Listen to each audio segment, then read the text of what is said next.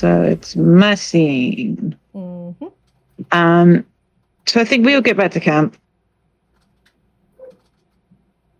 Oh, I just saw the description Pack Pat's put in the chat of the ending of the scene. That's so good. Mm-hmm. Don't know if it'd work in an actual TV show, this story, but I just had a mental image of the Vivien yeeted the lizard reveal being when everyone leaves and the camera hangs back to show the bioluminescence they wiped off their hands on a leaf. I'm just like, mwah. Love that.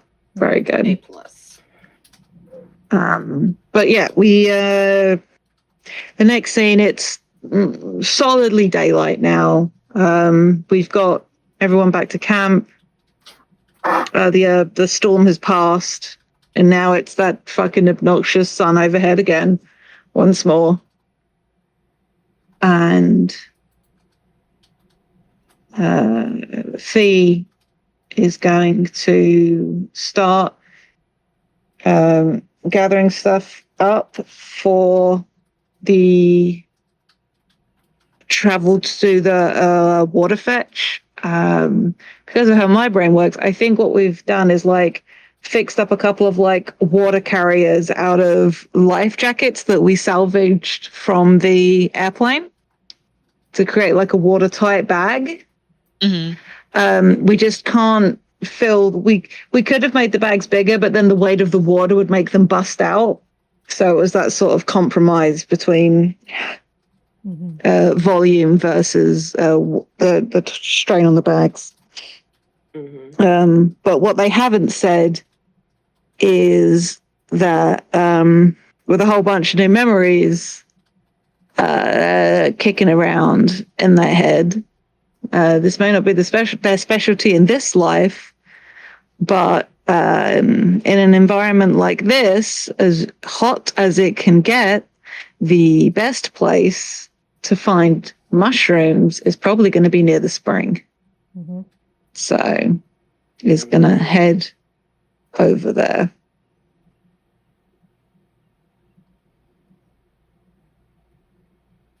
They still haven't spoken out loud to anybody yet. Whether anyone's noticed that, I leave up to you guys. But given there's been a lot going on.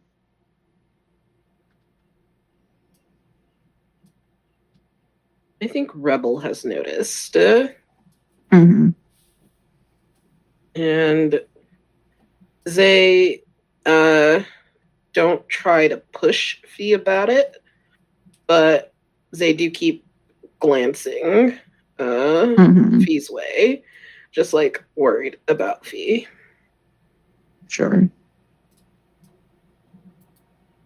And I think we'll offer to go with Phee to get water and like wait for a positive response before doing anything.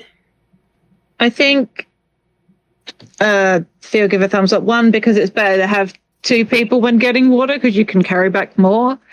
And two, given how dangerous the island is, people don't tend to go places by themselves. Because if something does happen, you need somebody to be able to get help or help you. So we'll give you just sort of like the nod and the thumbs up.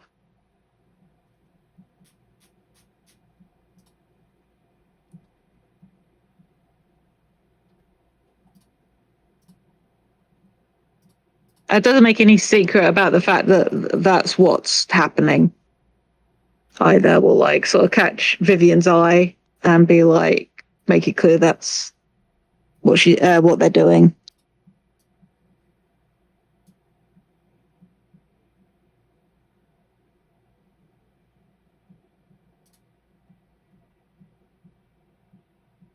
Yeah.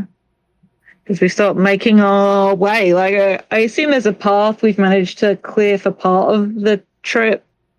But then it is just a matter of climbing and pushing through shitty foliage.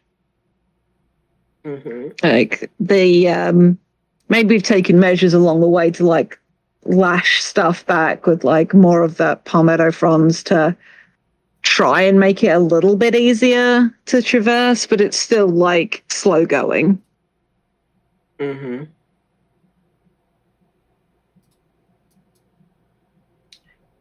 I think they're probably about halfway there when Rebel says, I owe you an apology. Eyebrow goes up.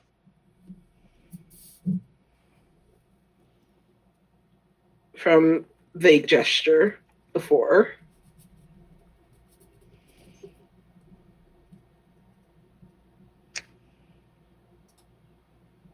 They go to sign a response, and then they realize that while you've probably got like some of the basic signs down, they don't know if you would recognize this. So they do say out loud, which before?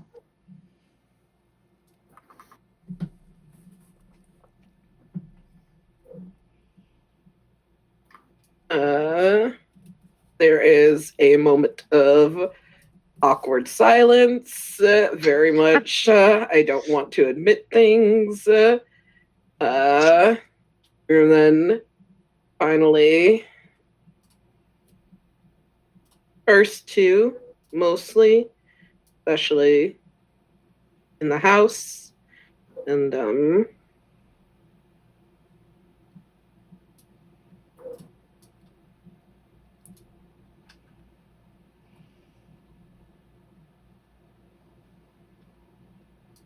I think mostly in the house. I was a jerk. Yeah, you were.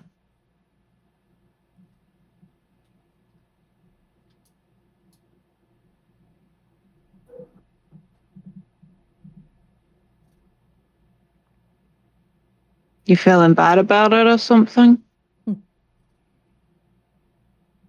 Always. But I owe you an apology. All right. I'm sorry. Your secrets weren't mine to tell.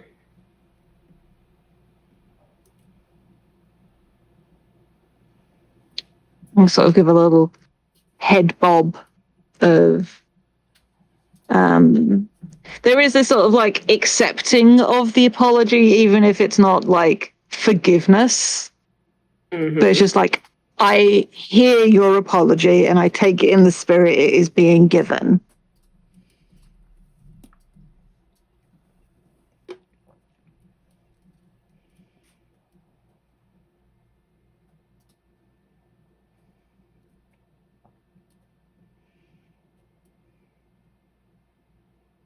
And there's a moment, and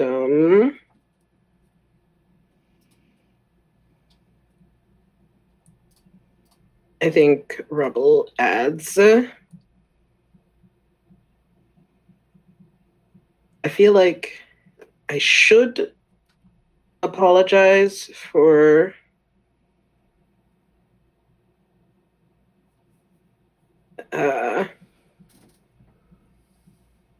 the first world and where we started and my feelings and that sort of thing. But You don't owe me an apology for how you feel or felt. yeah, that's where I was gonna go with that.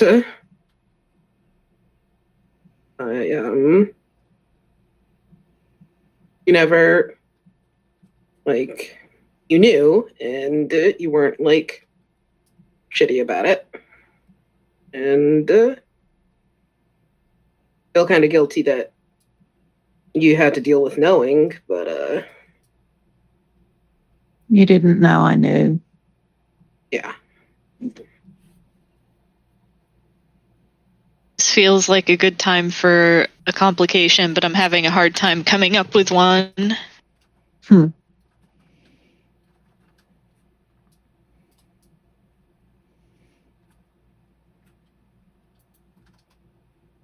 Anybody got one? I feel like it has to be something to do with the mushrooms.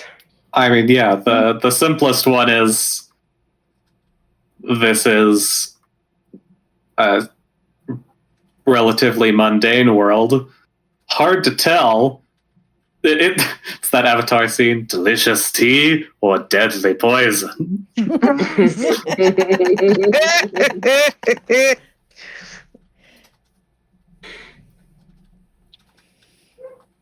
Okay, so is the complication we find possible mushrooms, but there's no way to tell for sure what they are?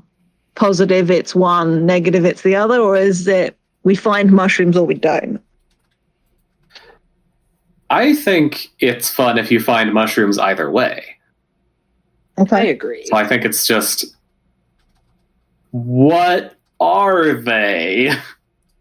Mm-hmm.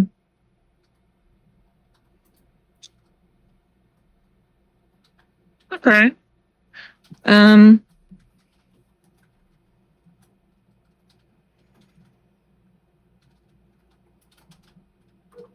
Right.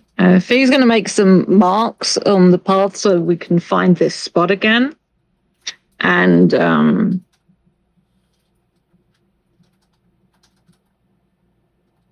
roll the dice and see what happens. Important question. Is Rebel strong, Dirk? I know they're like solid, but that doesn't necessarily. Yeah.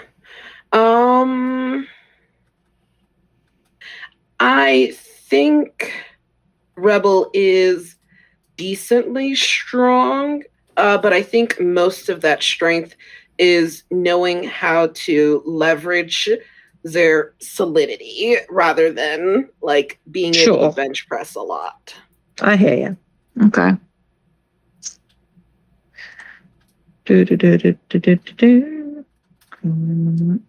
I am taking a negative die. Hell yeah. Or using a negative die. However we phrase this. Wait, where's my pool? There's my pool. Yeah.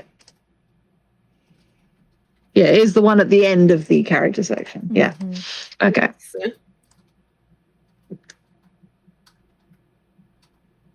Jeez. Wait, no. That's 7. Minus 2 is 5. Excellent. So I mark out the space where we are. Have we gotten the water yet? Do you think, Dirk?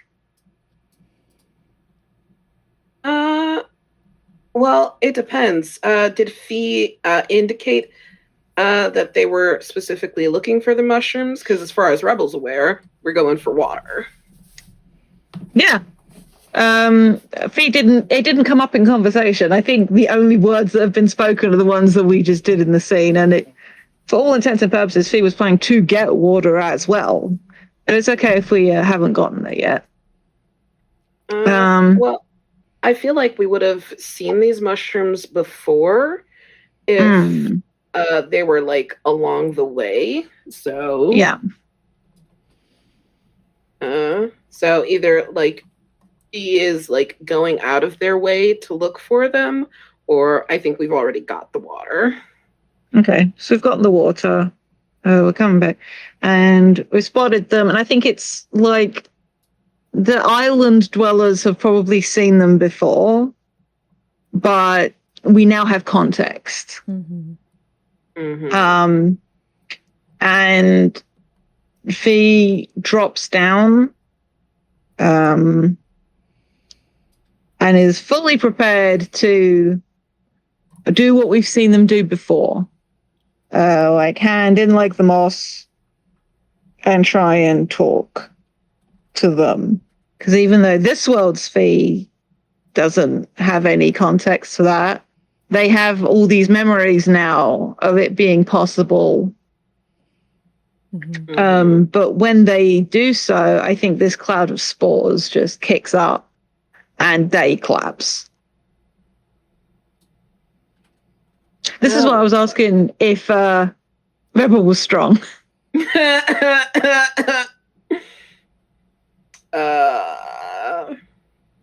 I think even if Rebel was strong, well, Rebel is like strong enough, but I think Rebel has asthma. Oh, yeah. So I think Rebel's first instinct is to go, oh, fuck. And we've also got like a decent amount of water between us as well. Like, yeah, a liter of water weighs a kilogram, right? So, yeah. So I think like Rebel panics at first because it's like, oh shit, I have to get Phee. But also, if I go in there, I will also collapse. And then it's like, oh, wait, no, I have water. And then, water everywhere to bring the particles down. And then... oh my God, that's what you're going to do? Incredible. Instincts of a champion. Fucking hell. Yep. So... just basically like pours water on the mushrooms and then sort of carefully drags Phee out of range because it's no good if they're both collapsed in the mushrooms. And then it's like, okay, let's get Phee somewhere that is away from here. And I don't think a Rebel is strong enough to like bridal carry Phee, but I think they can at least do a fireman's carry. So unfortunately the water containers get left.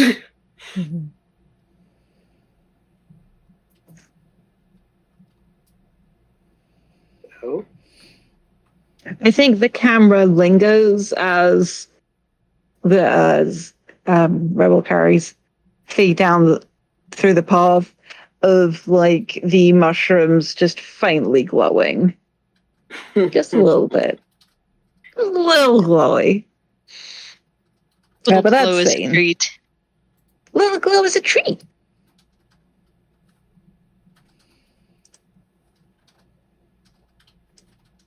Right. Round 2.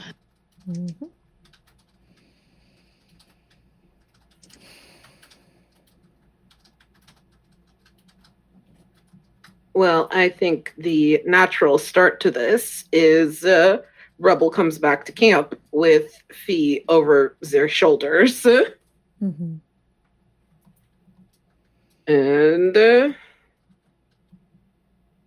is just like, hey, help!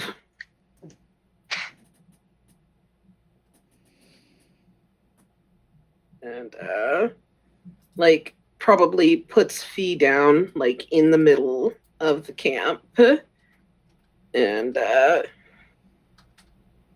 yelling for the others because what the fuck else? What do? I think that Talanor has situated themselves with their back to the water. I don't think that the other Talanors are particularly used to being this disabled by their deafness, because they either have some kind of magic bullshit or super sci-fi bullshit to help them. And so they're just they've got their back to the water so that they can kind of keep an eye on everything that's going on. And so I think they see Rebel coming through the brush and run over to them to take Phee. And mhm. Yeah, I just wanted to mention that like Rebels like first response to Talanor coming up is to not quite flinch, but like to hesitate. Mm-hmm. And it's just a moment, but you know, the thing. Mm-hmm. Talanor doesn't question this, but takes Phee from Zem and carries Phee over to one of the little huts to get them out of the sun.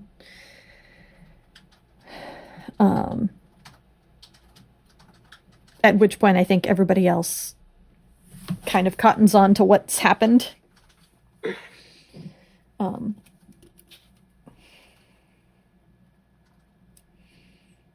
And I think Talanor lays them down, kind of cushions their head, puts them into like a recovery position, and signs what happened.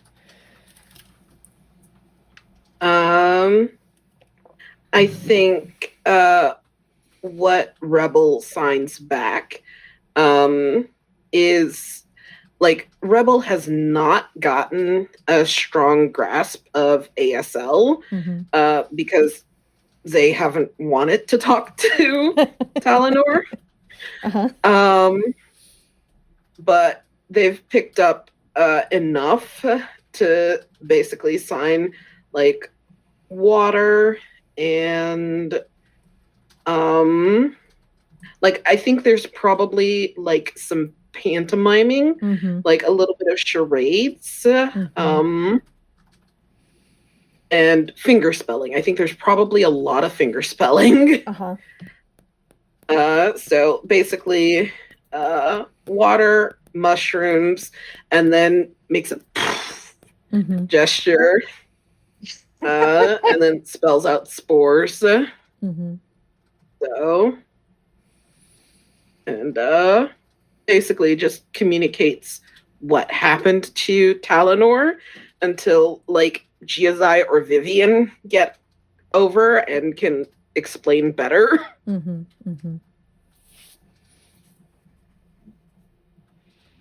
So, and there's like gesturing at the face and the chest, like I think there's something wrong with Phee's breathing.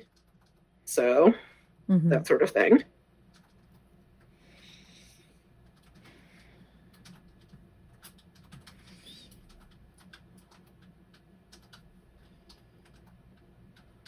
I think Vivien has enough medical training that they would help.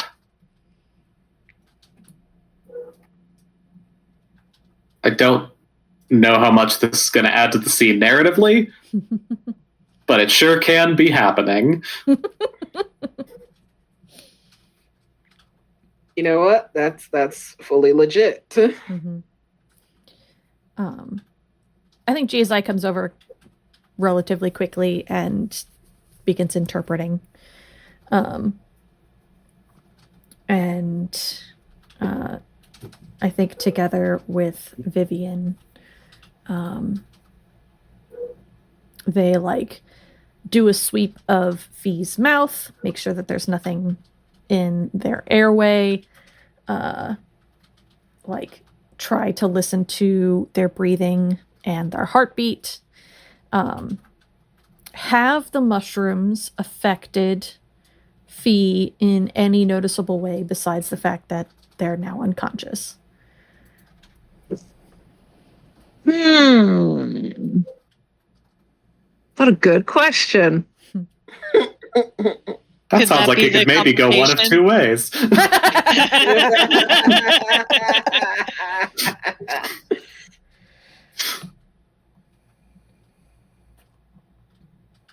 I mean, it's technically Dirk's scene. It's Dirk's scene. So Yeah, but I think it's fun if something has happened to Phee because of the mushrooms, or like it could be either the mushrooms, like we can identify what happened to Phee, if anything, and maybe on a negative, we know something's wrong, we don't know what or what to do about it.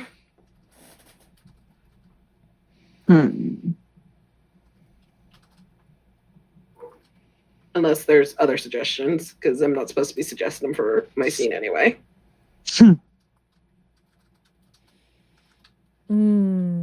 Oh, that's good. That is interesting, Packbats. Ooh. That's very interesting.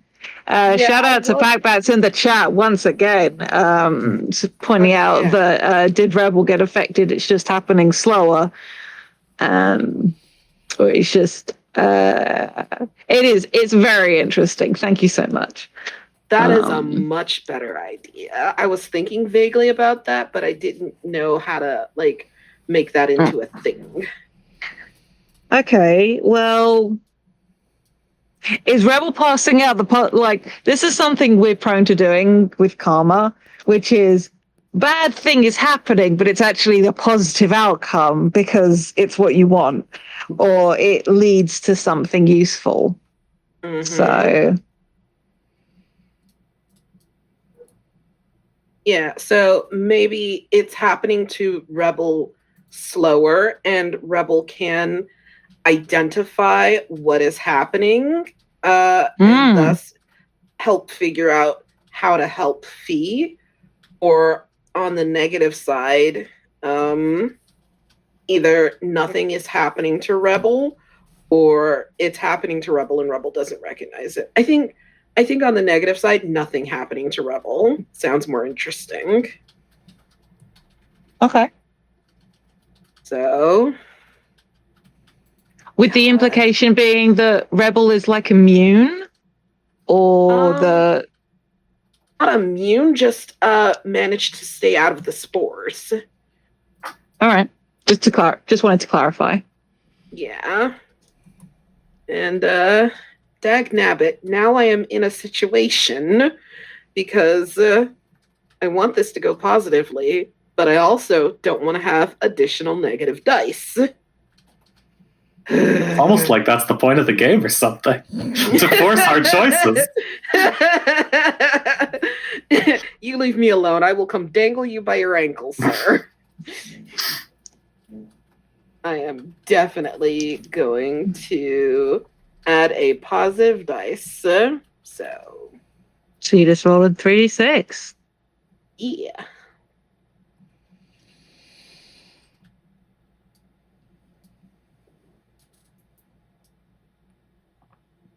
Hey. Well, you needed it. I sure as fuck did. A 2, a 1, and a 5. Yep.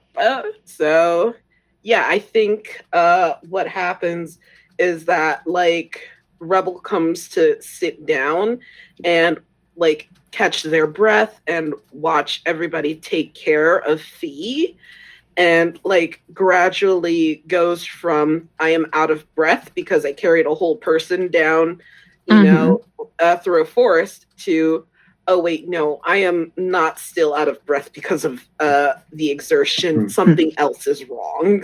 I have an idea about what these particular mushrooms are doing. If you need the pitch, Please, or want it.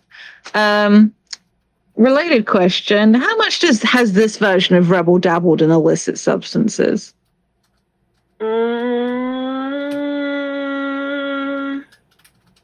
Not excessively. Probably but some. Yeah, a little bit of weed, a little bit of shrooms. Probably nothing too hard, not crack or cocaine or anything. Probably a couple cigarettes once in a while. Okay, then I think what occurs to you is it's not that you can't draw breath properly, it's that you're breathing slower because your heart rate is slowing down.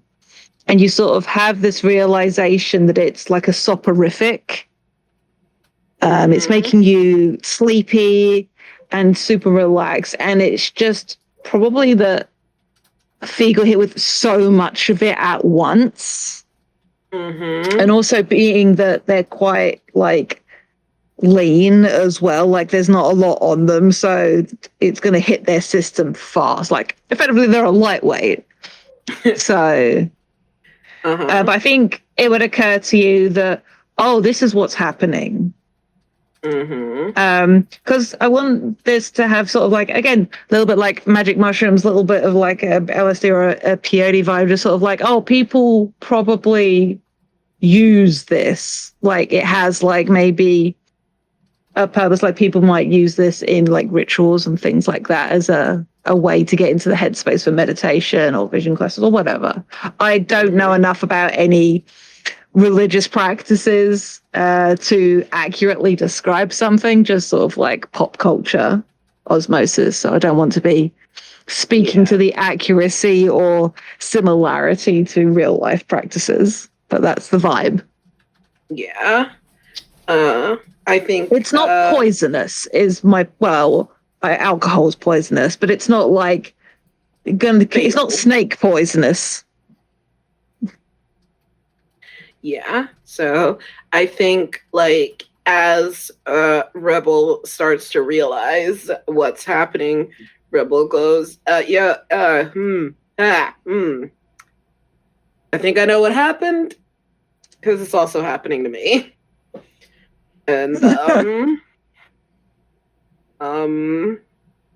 I think Phee will probably be okay after sleeping a lot. I'm gonna go to my and also take a nap and sort of like crawls to their feet and stumbles back to their space to flop down and sleep. So I don't think Talanor would let you. I think he angrily signs, and probably Rebel doesn't catch any of the signs. Like, nope. Giazai has to interpret like,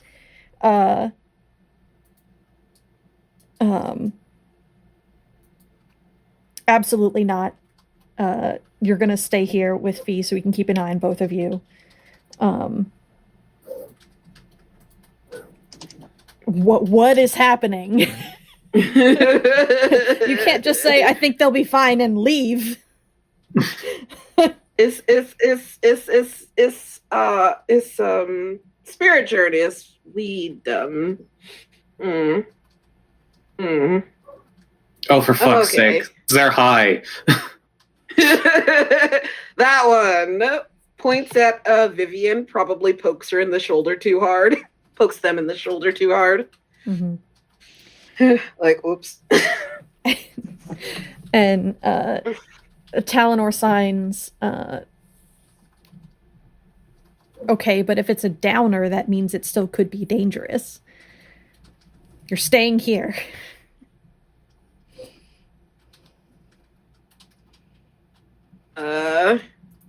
Rebel says, fuck you! Not you, Giazai.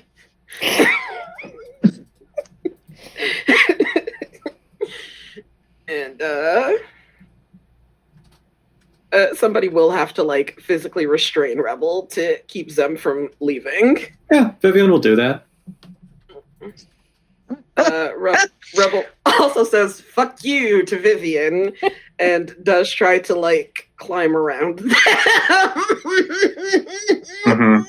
Oh, see, Vivien actually is strong. Yeah.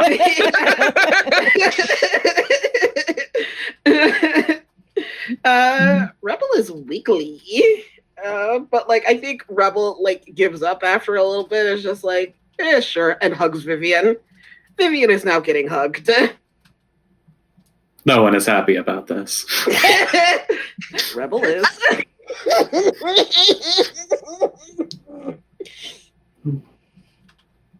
That feels like scene. It sure does.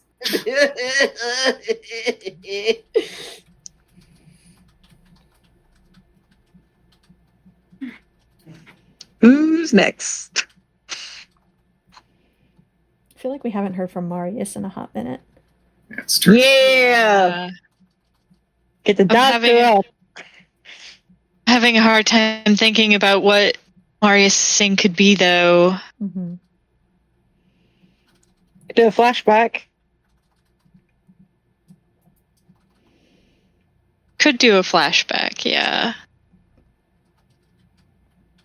That might not I'm be not- any easier to think of, but you know. Yeah. Yeah, I was just about to say, I can't think of a narrative service for the flashback. Like,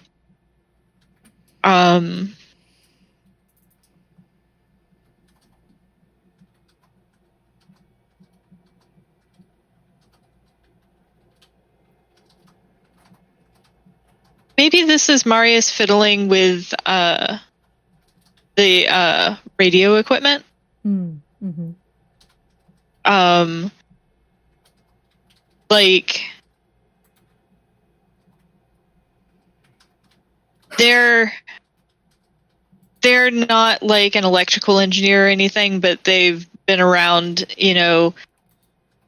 various lab equipment in a previous incarnation. So maybe they can do something with the equipment.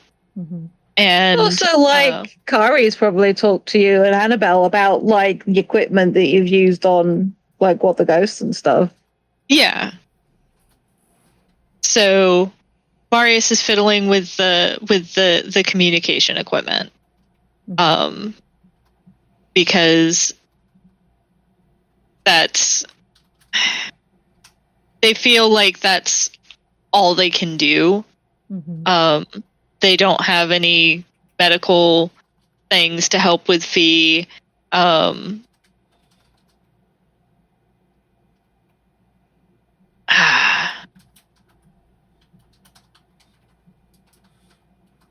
I don't know how well this goes though. Like, or if does anybody find them while they're doing this?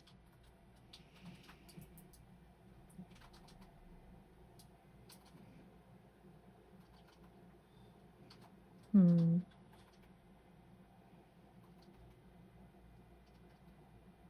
I'm sorry, my character is unconscious and cannot be a scene partner right now. I just feel like I've been in a Mine is lot of letting scenes. Vivien. Yeah, I also feel Yeah, like I've been also in a that's lot, so I'm happening. just like, but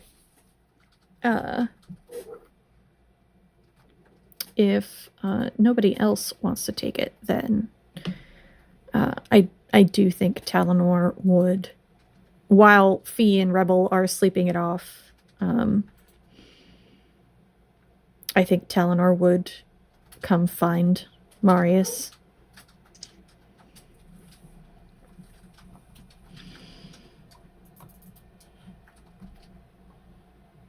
I don't think Marius, like, because of their resentment of Talanor, I don't think Marius has picked up much sign language. Oh yeah, that's valid. So I think when they see Talanor coming, they stand up and they wave Talanor over to a patch of sand and they pick up a stick. Mm-hmm.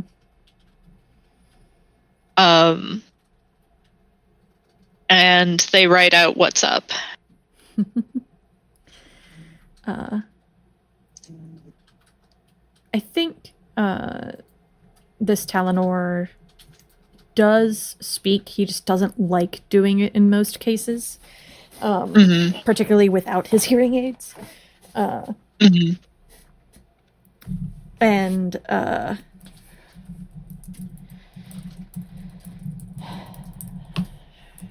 I think he says Phee and Rebel are sleeping. We think they'll be okay. Probably. Hopefully.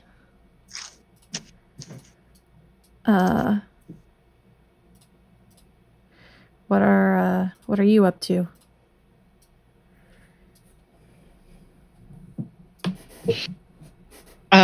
Marius writes out working on radio. And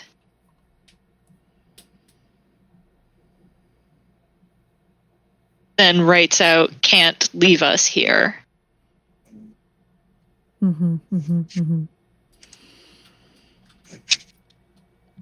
Hoping that, because, they can't write out a novel with their full thoughts, but hoping that Talanor picks up on the idea. It's like, can't leave us here. I think Talanor nods. They're picking up what you're putting down. And he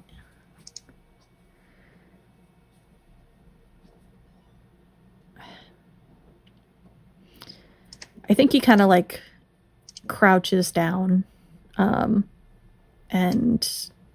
like shifts his weight forward and back. And he looks up at Marius and he says,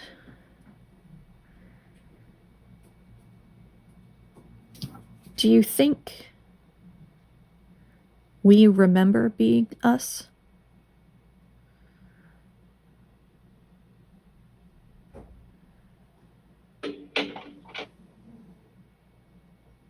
Marius looks taken aback.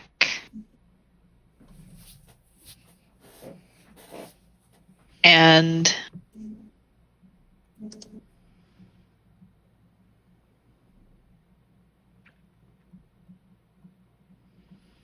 I'm trying to figure out what they write. It starts off with hope not. And then they continue.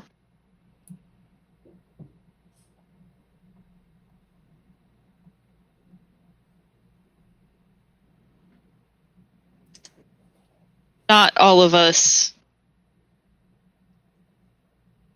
as good.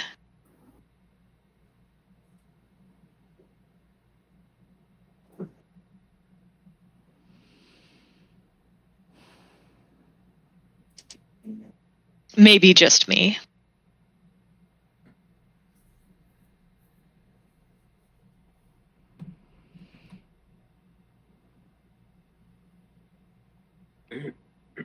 I got a complication ready for you. Oh, please. So as this has been going on, you've been pausing to talk, write out stuff with the stick, but you've got the radio there, and whether it's who can say what it is, but it starts crackling. Oh, good. In your hands. On a positive, you're able to get a clear enough signal to hear somebody and maybe even get a message out. Negative consequence is that in your desperation to try and clear up what's happening, you're going to break the radio further. Oh. Oh. You're welcome. Hi, hello, I'm Jade. I'm here to cause problems on purpose. I'll be here all week. Oh, I love that. I love that. I love both of those. I wish I could move my karma die, but that's the name of the game. You got to decide how you want things to go, and I'm gonna roll this flat 2d6. Ooh.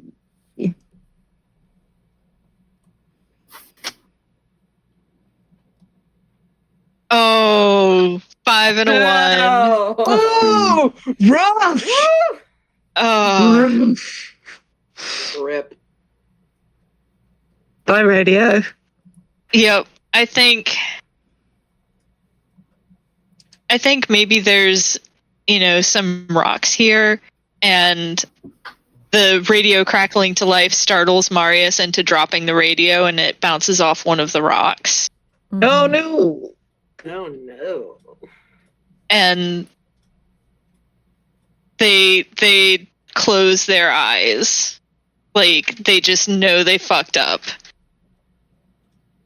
and they just take in a couple of breaths, pick up the radio,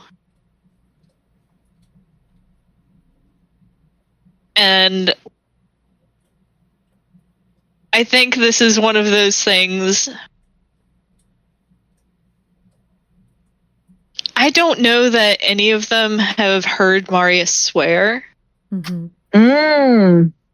But I think everybody who's conscious hears a resounding fuck yelled at the top of their lungs.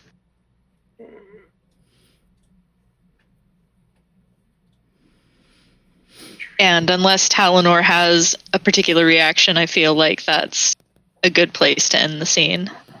No, I think he just kind of quietly watches this happen.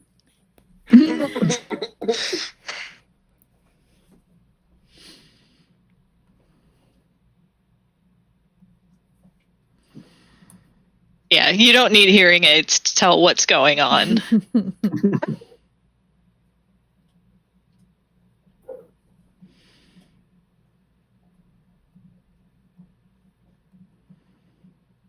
All right, Danielle, Jade, or Schrag.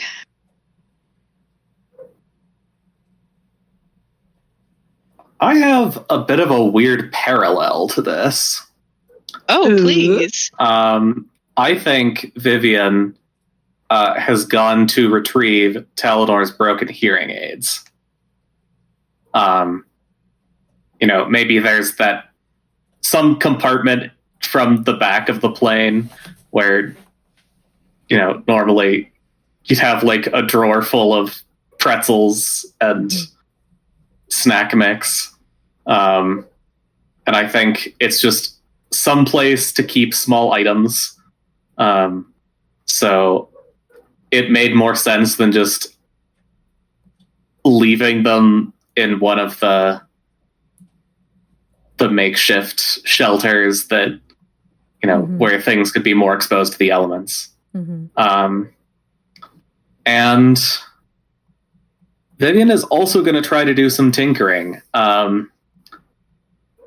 Because, well, they can't exactly make things worse for Talanor.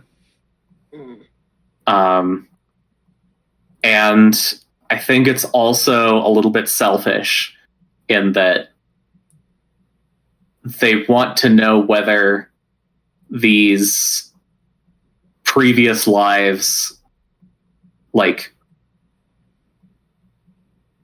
matter to this mundane world in a way. Mm-hmm. Because I think the only real places where they picked up any mechanical know-how were probably from having to scrounge in the Going Rogue universe. Mm-hmm. Possibly a little bit from doing crimes in the House universe. Who can say? Not the cops, that's for sure.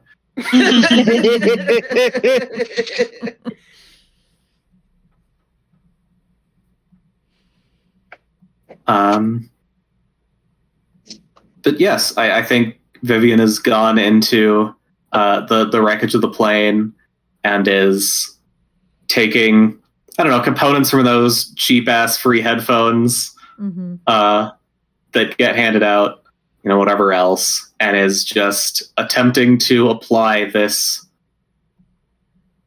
knowledge from another place. Good shit. Mm-hmm. Mm-hmm. So I have a potential complication. Yeah? Yeah.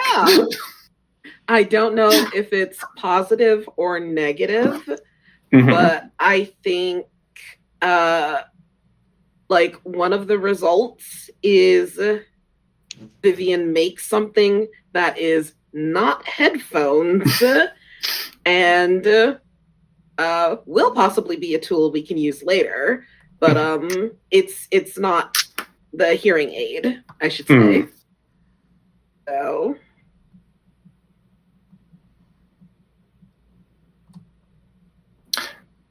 I like the idea that the positive in this moment is the hyper focus of I have to accomplish this for reasons. And even if it's helpful to, the overall goals of, getting us out of here in one way or another, making something new is a negative as far as Vivien is concerned in this moment. Mm-hmm. Nice. And now that I think about it, I think it would be really funny if what Vivien made instead of replacement hearing aids was something we can use to communicate with our origin world.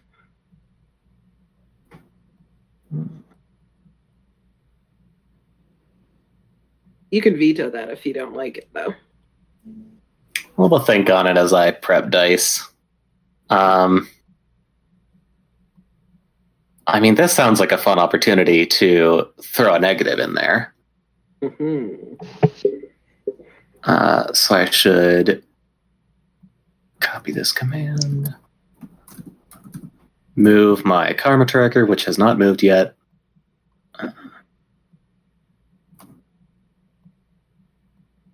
Into 4 + 1 -. No, you still roll just 3 dice. Yeah, I'm saying where my track is. My pool is. Apologies. Yeah, you're good. All right. Vivien is too good, actually. Mm-hmm. That's a 4, 5, and a 1, so I still get an 8. I have a detail for you as sort of Vivien is like getting this together, pulling on this information from past places, and it's sort of just like coming together in their hands. And when it's done, you just, as you sort of come out of that hyper focus mode, you look up and the lizard is looking at you. It does a little tongue thing. And it does a sort of the Pascal the chameleon from Tangled kind of little nod of approval, and then fucks off. Cool. It clearly does not begrudge you yeeting it before.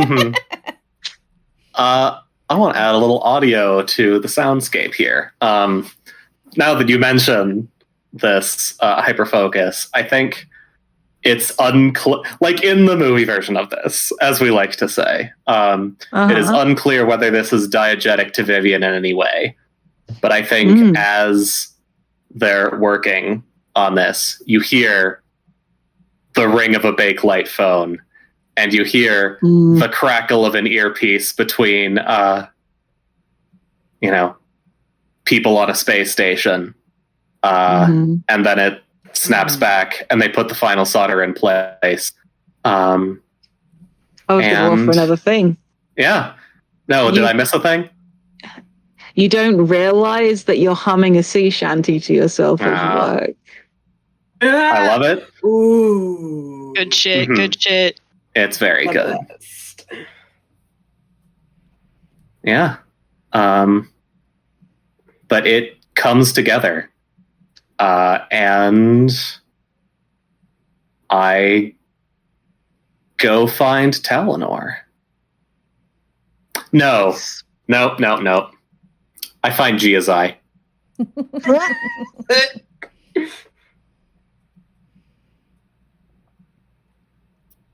Okay. Do you actually want to have this interaction, or is that where the scene ends? Danielle, do we think we need to have this interaction? I think it's just Vivien hands over the hearing aids.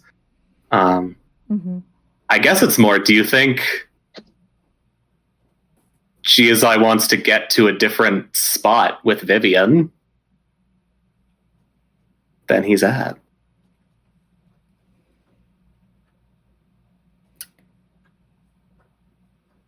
I think when you hand it over,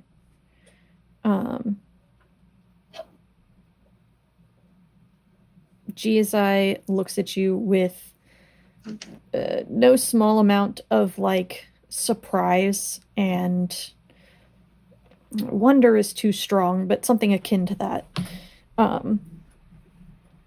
And I think this is one of those like, Giazai will remember this. Parentheses positive. Exactly. And it will also serve to like make him think about what Rebel said in a slightly different light.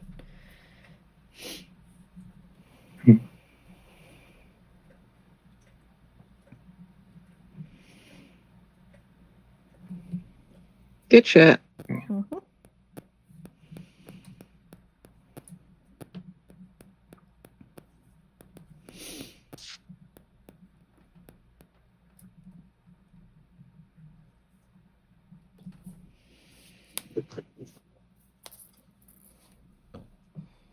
All right.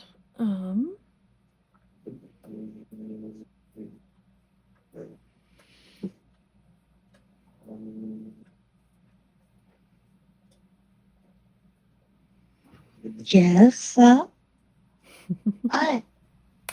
What? Tiny criminal. Loki is causing problems on purpose again. Mm-hmm.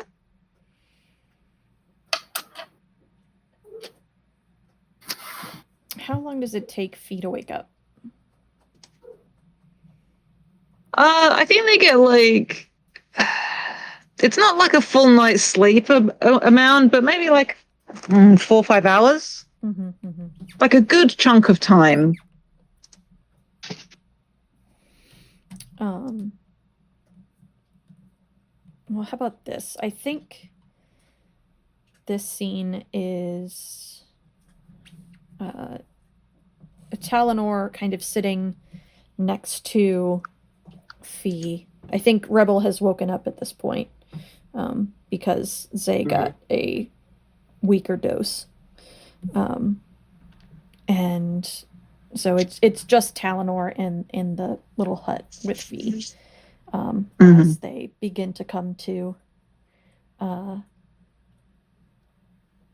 And Talanor is just sitting quietly. I think he has the repaired hearing aids. He's just kind of like turning them over in his hands. He looks thoughtful, parentheses, negative. When Phee looks at him.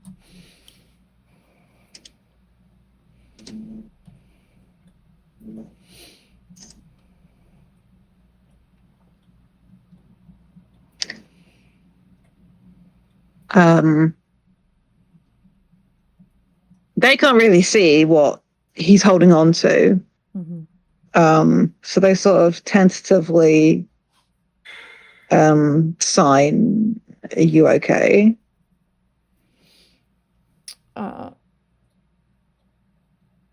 I think the movement is what makes him realize that you're awake. Sorry, 1 second, please. Cat, do not. Fuck off. Get down. Thank you. Please continue. It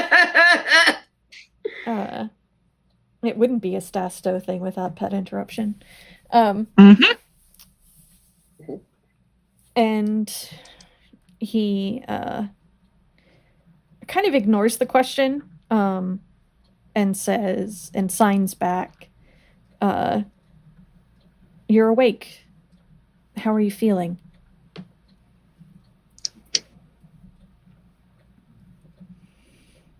This is the first positive interaction these two have had on this island. Mm-hmm.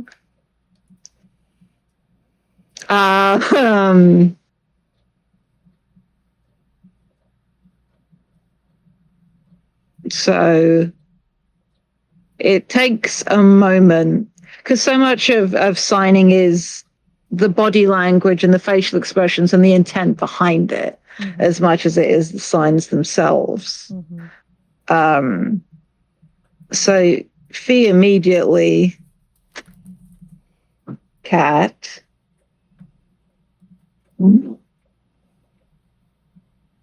Excuse me.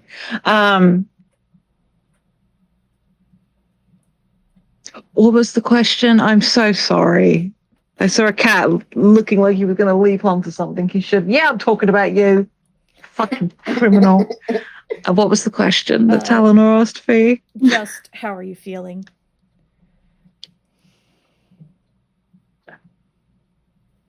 I think they're slow to sign back. There is that apprehension, but it's also like battling a lot of other stuff.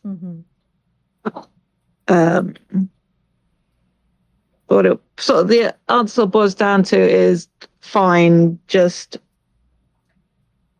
foolish. I'm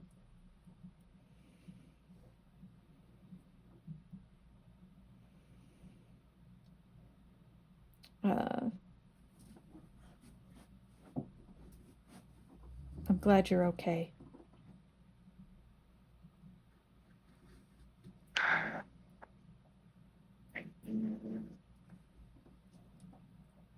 And then they'll repeat the question, how are you? He kind of does like a half shrug.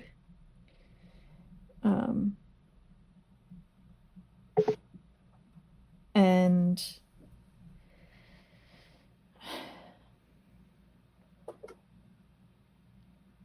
he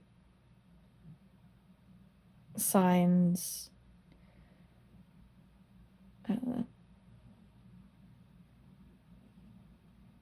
I'm sorry you had to experience me as I was before.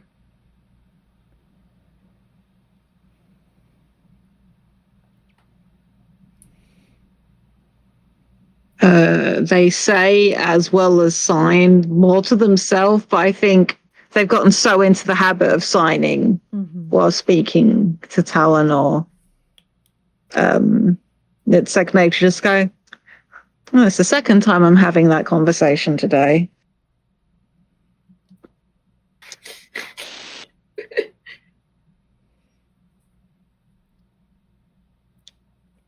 Someone apologizing for how they treated you? Yeah.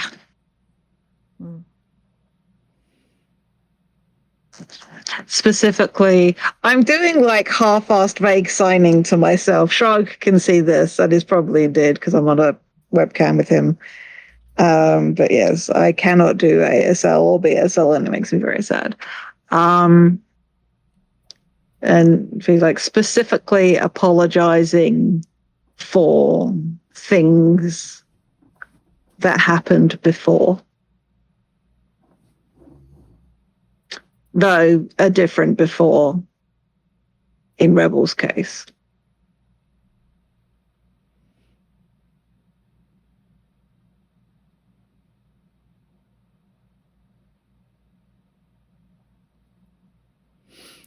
I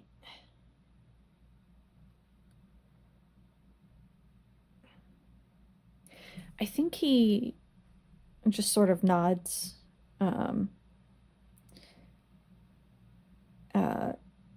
And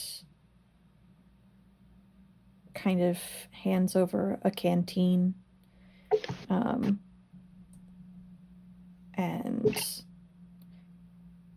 signs, I'll go let the others know that you're awake.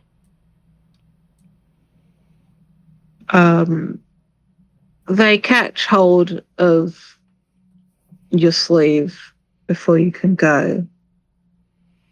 And look like they're debating with themselves for a moment before signing.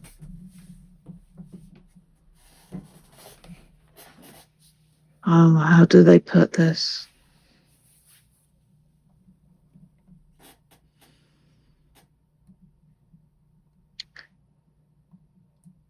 I think you can see on their face that there is an attempt to be tactful. Like the signs are clearly very deliberate. Mm-hmm. When they say, it's clear you and Josiah really love each other. I'm sorry.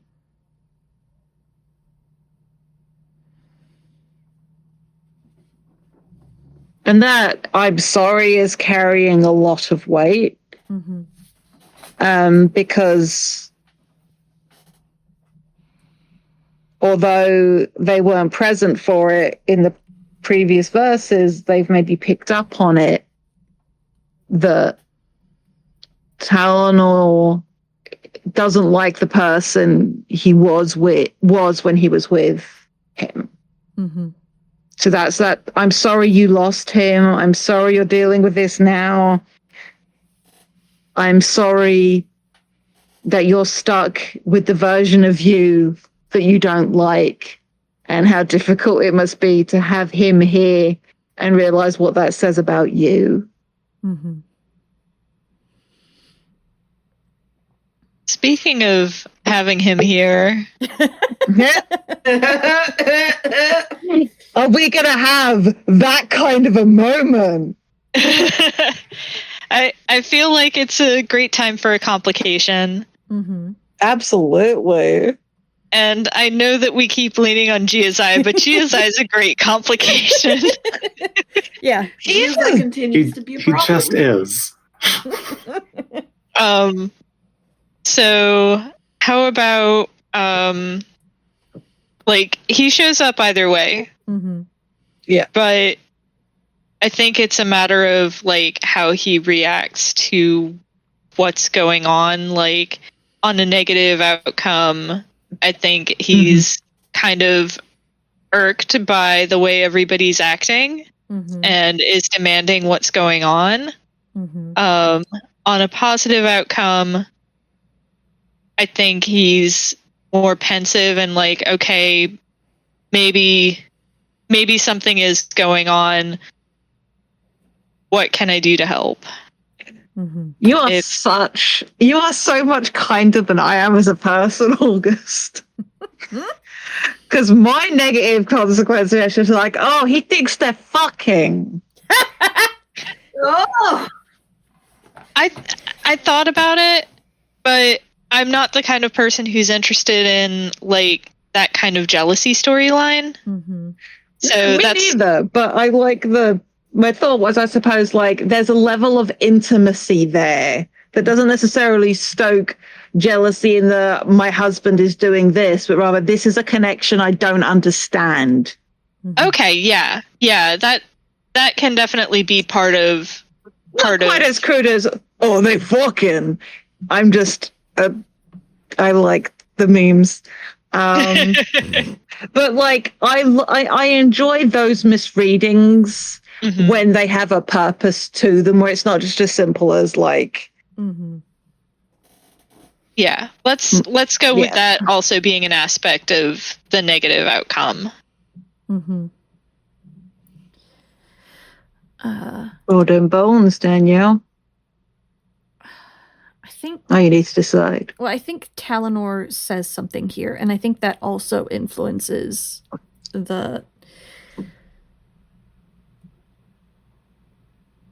because I think he says something that is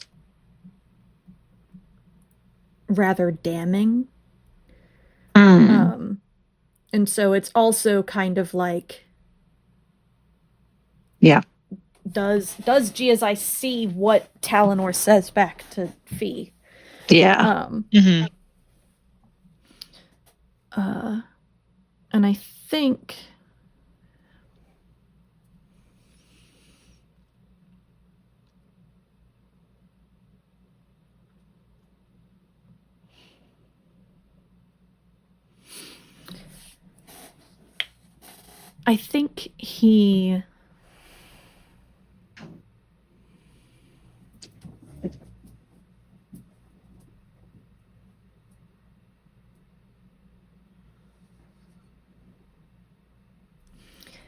he signs like thanks.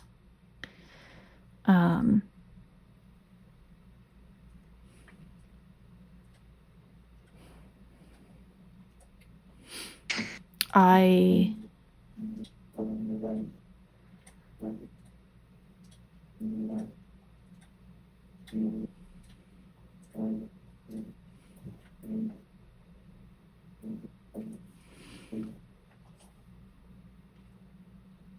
part of me thinks that I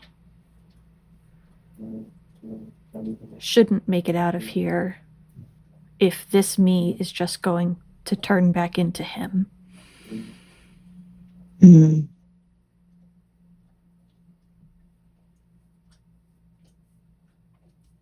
I never had the opportunity to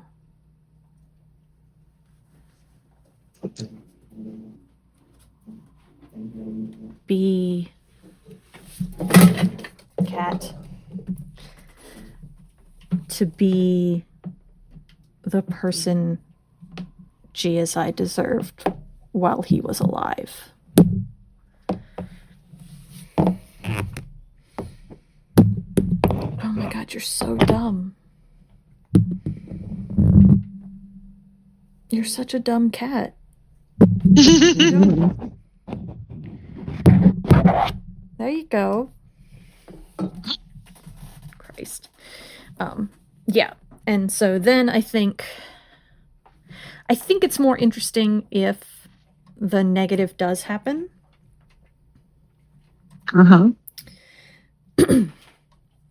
So I am going to take another negative die.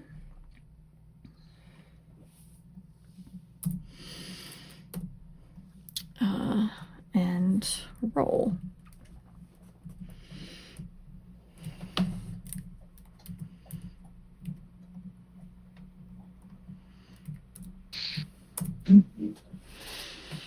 Damn.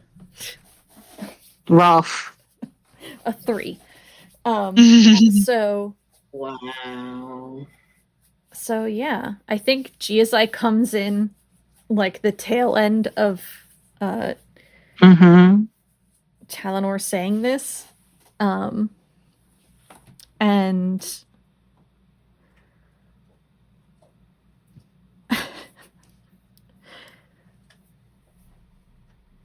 I mean, I think it's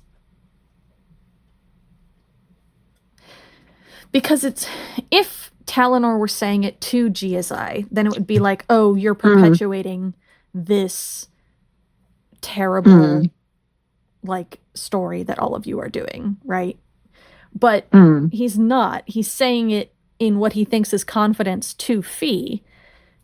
And like, why would he say something like that if he didn't mean it? You know? Yeah. And I think Phee can see over Talanor's shoulder. GSI gets like really pale. And he turns around and walks quickly away. And Talanor doesn't even know that he was there because he couldn't hear him.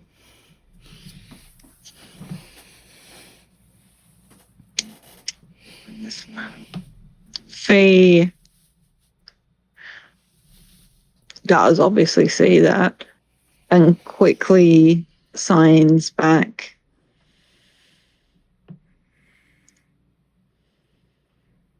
He deserves to get to know the you want to be, the one you're trying to be. He did just see what just naturally, do they say? No, they do, because I think they are at heart quite compassionate and honest, and say, you need to go and talk to him because I think he just got the wrong idea about this conversation. I think Talanor spins around really quickly and like just catches sight of like Giazai's back as he disappears perhaps into the jungle. Like not the way that Talanor ran away, but like down the path towards the water kind of deal. Yeah. And Talanor is like, fuck. And I think that's scene. Very good.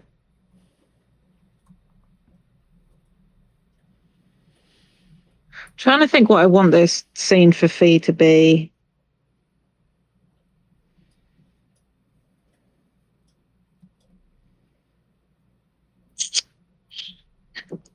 Who?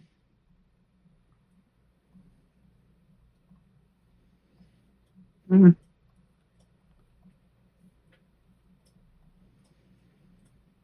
think they're going to go find Vivien.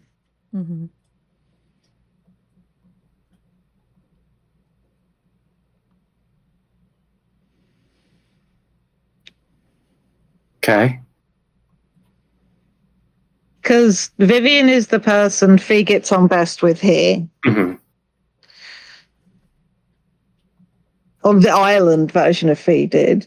And even in previous iterations, there's been a degree of understanding there.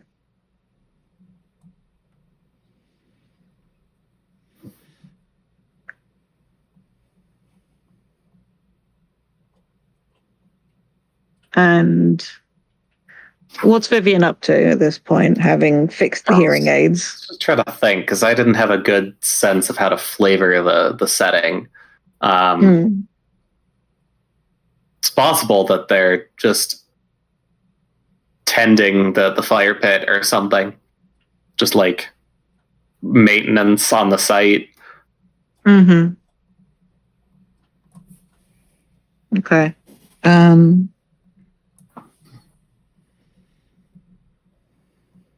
Well, Phee will head over and is clearly looking like they want to talk about something, but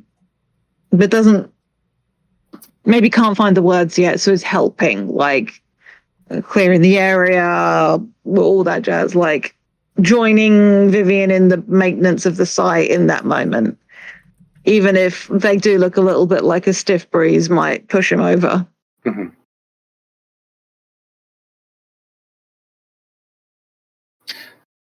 Does it seem like Phee wants Vivien to start this?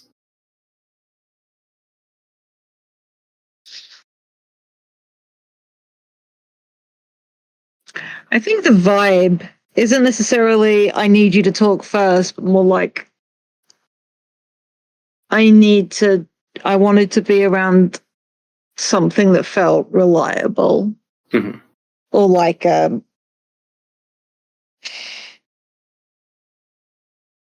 they know where they stand with Vivien.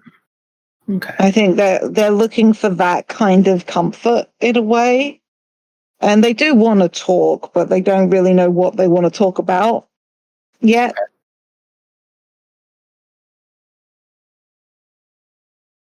I think Vivien will leave that up to Phee and will just give them a part of the task to do. Just they can do this in silence until they find the words or whatever.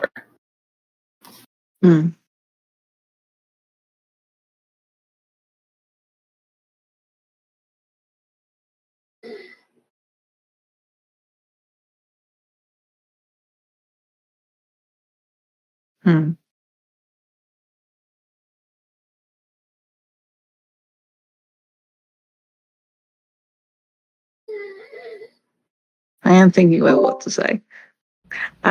This silence is not necessarily in character, though I think the task is nearly on the cusp of being finished when Phee finally does say something.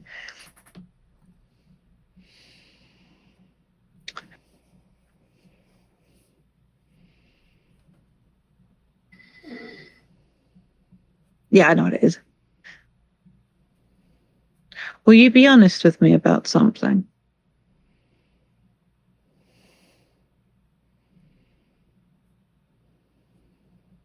Of course. Do you think we're going to get off this island?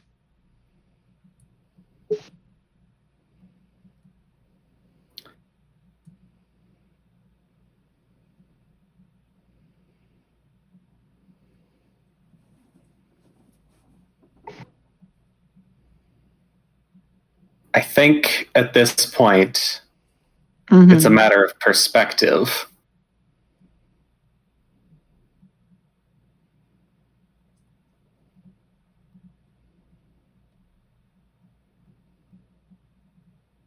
What does that mean?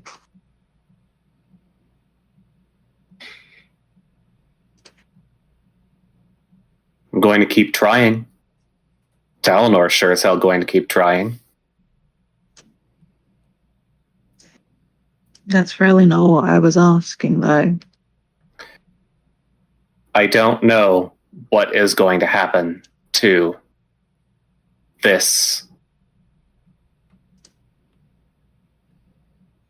version of us.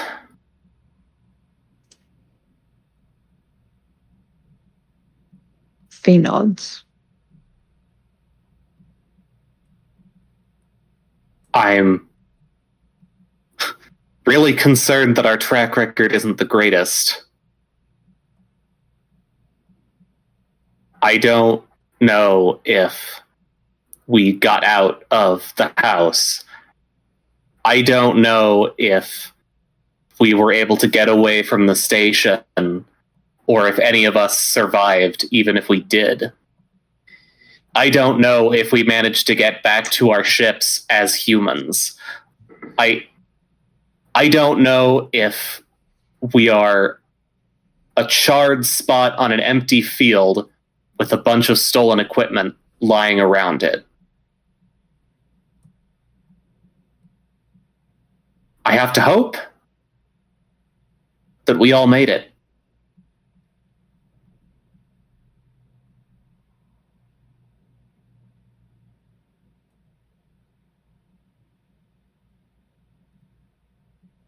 Yeah.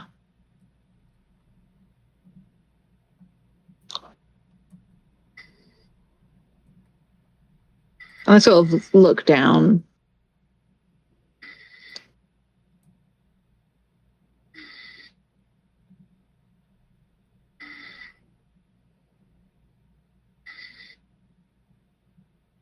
I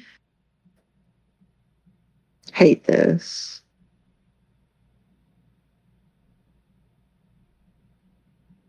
I don't know how long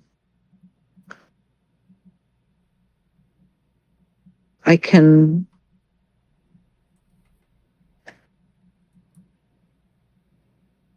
I don't know, Vivien. There is so much packed into my skull right now. And for the first time in my life, I can't hear other people. And that should be a relief with everything that is in my head. And it's not. I just feel like I'm stuck with all of it. I don't know what to do.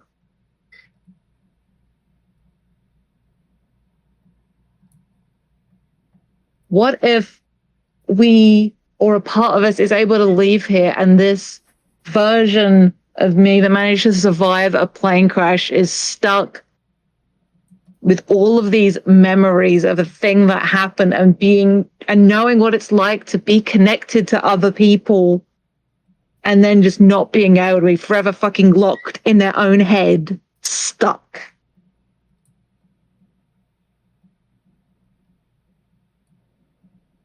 I don't want to stay here, but I don't want any part of me stuck here either.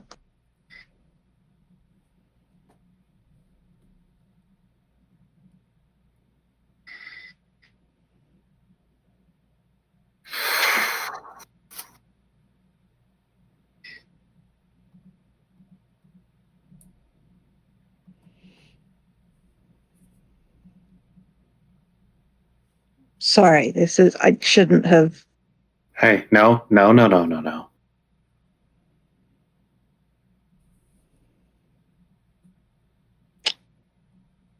It needed to be said. Did it? Yes.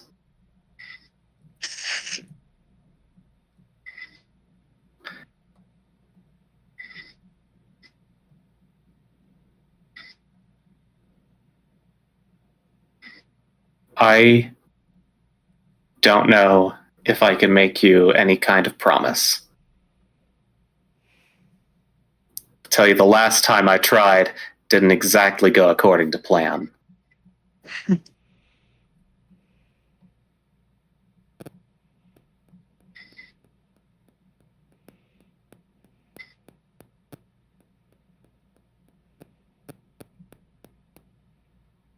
I think all we can do right now is keep trying to get away from here.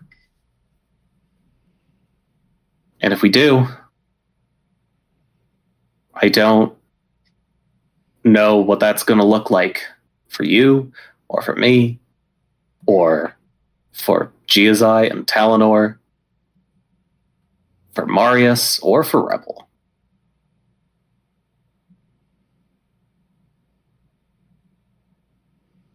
I think my problems are a little more mundane than yours, but you're not going to be alone.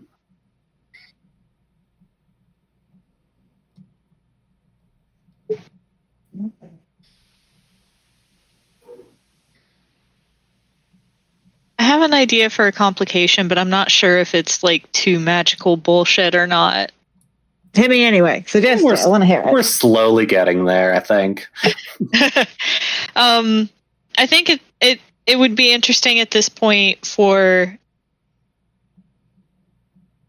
a negative negative outcome. Be like gets feedback from the Phee that is here, like mental feedback from them,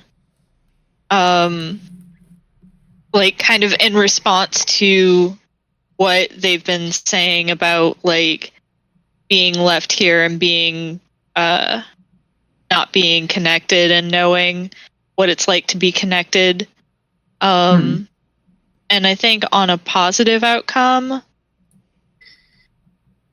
it's maybe the opposite, where it's like Phee gets the impression that this Phee will be okay, or at least this Phee is like reassuring our Phee that they'll be okay.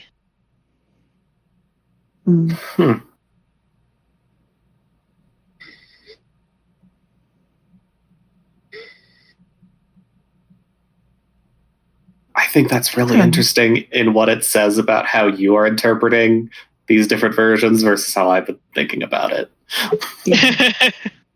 But it's not my complication. I mean, you're more than welcome to contribute. Like, this can be a group effort. No, I just wanted to make a note mentally. I'm going to roll the dice first. And sort of contextualize afterwards. I do want to talk a little bit about briefly, because I'm aware of the time, where I/Phee am at with the varying versions of themselves. Well, that's a negative. I rolled 2d6 and I got a 5. So, ouch. Yeah.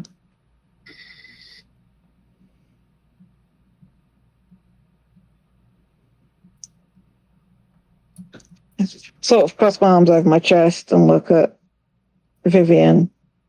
You ever watch Star Trek?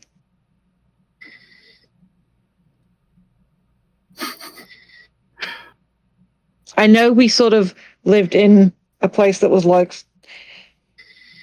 Have you ever watched Star Trek? Yes. There are 2 or 3 slightly different versions floating around in my head at the moment. But yes. Go ahead. You know how there's those theories about how teleportation works? About how you're not really being moved, but rather you're being completely disassembled and a new version of you is being put together on the other side. Ah.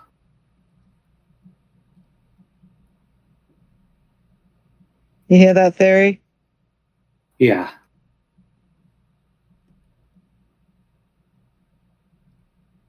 I worry that that's what's happening here. I don't know.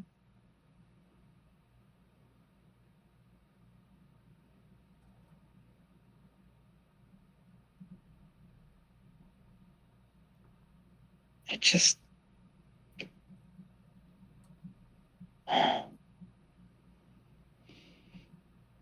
You know why I joined that project?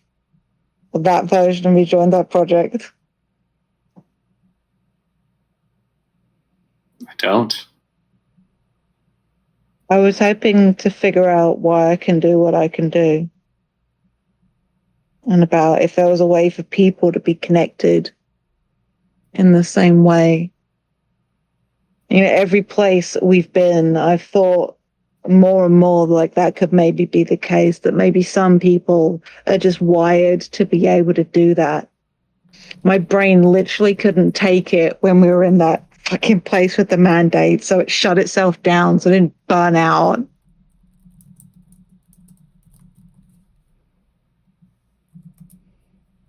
Now we're here,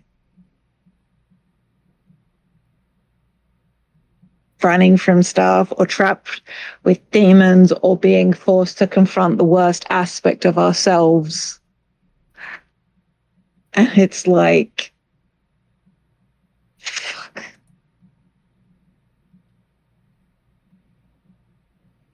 I'm not a theologian. I was never one for the existentialists, you know?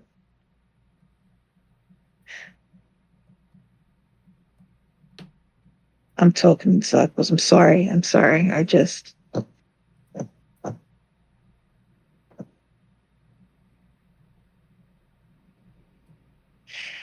This person, this me, I am all of these people at once. If a person is everything they've been through and all their experiences in their life up to that point, then I can't talk about them like they're a different version of me, because they're all me. And I am not okay here.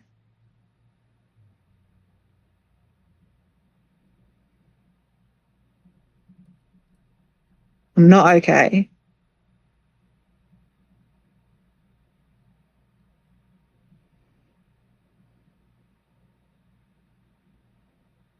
And I want the scene to end there, unless you have something you need to add. No, I don't have anything. Okay.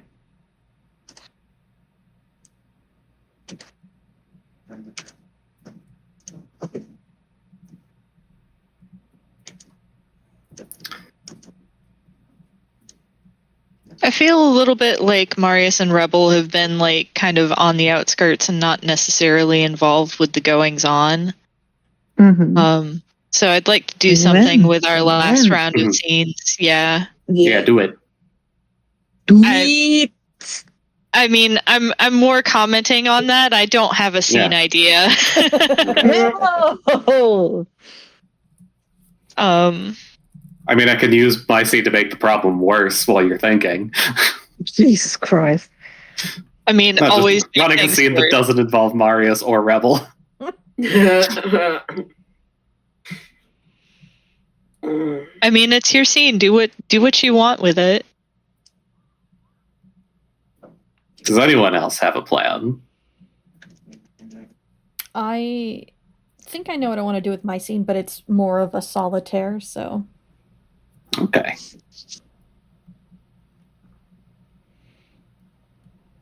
I think I may have missed a scene. I'm very tired. I do apologize. I think everybody's now had two that they sort of directed. Yes. You missed Phee getting extremely existential. Thank you. A lot of navel gazing. Mm-hmm. A lot of I am also a we, as Danielle Riley called me out for in the Discord server. Yeah, I think it definitely does speak to, because I'm thinking of it the way Marius is thinking of it. Marius is compartmentalizing. So yeah, whereas Phee is very much internalizing every set of these experiences and is sort of like a new person who has all of these things that have happened to them. Yeah, rather than it being different doing folks. Much the same. August, what if we play a fun game about like weird universe jumping? Us. What about the what does this say about the implications, though? What does it say about the human condition and the nature of existence, though? I mean, I'm fine with that. Like, I knew that was a possibility. I know. August. The thing is, we've all listened to Friends at the Table. Hey, I have never listened to a Friend at the Table in my life. That's true. No, but you've listened to podcasts that are very heavily rooted in Friends at the Table, so. Yeah. We are all a bunch of people interested in what it means to be a person at the end of the day, because that's what telling stories, for me, and I know for a lot of other people, is an expression of. This group of neurodivergent queers? No. No. No, right? Why don't we have the next scene be all of us gathered together? Like, there is this disparate, maybe Talanor. Fine, we can always do like a little flashback to Talanor, so you can still do that solitaire scene, Danielle. But what if we have, like, we gather everyone together? Like, the radio's broken, but we need to sort of, like, chat about, like, is it worth going back for the mushrooms? Like, stuff like that. We need to get everyone together and talk. Maybe it's, like, Vivien just, like, watching Phee slowly unspool like a fucking egg cracked into water, like, that's not good. Let's get everyone together and do a check-in so nobody walks into the ocean. But,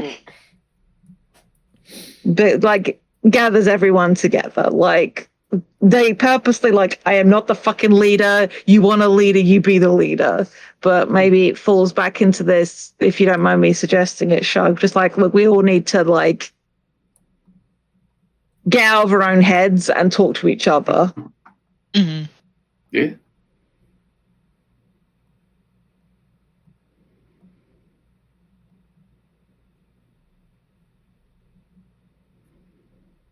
think Marius goes first and is just like, the radio is no longer an option. We need to examine other means of getting off this island now.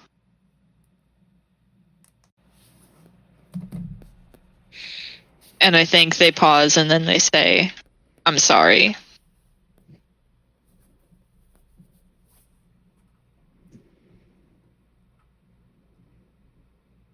I wasn't sure if it was ever going to work anyway with all of the electrical interference here.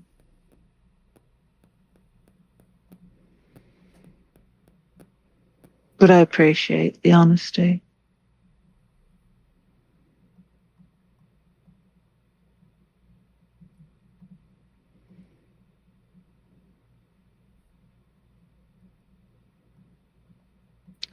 And I'll glance over to Rebel.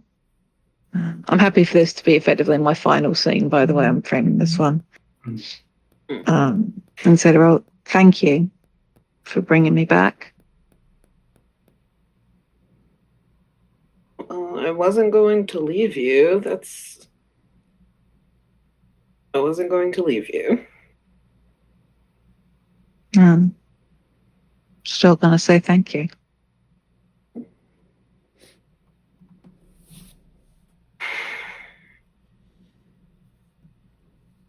So should we look for the lizard or look for another way to get off this island?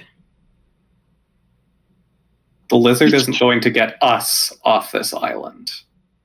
Marius points at Vivien and puts one finger on their nose, like, yep, that's... Y'all know the gesture. I just made the gesture. Yes. You can't see it, but y'all know the gesture. I felt it. I felt it in my bones. Good. We can't leave us here. I think Talanor came back from the jungle alone. And he is wearing the hearing aids, mostly because he doesn't want to look at folks. And he's just kind of sitting on a log,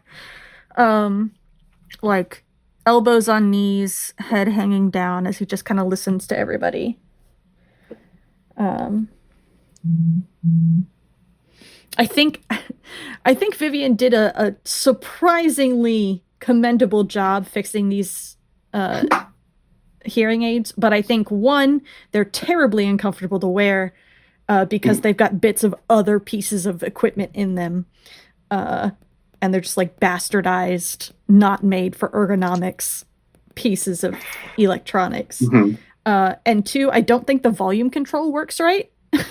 Oh no. Oh bless. Oh no. So like any time anybody's voice gets above like a low like talking to someone who's right next to you volume, he winces a little bit. Aw.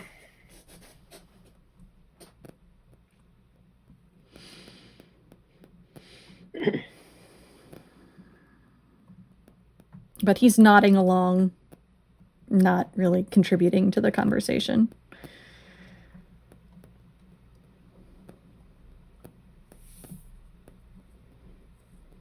Marius looks between Phee and Rebel and says, "Are the mushrooms worth going back for?"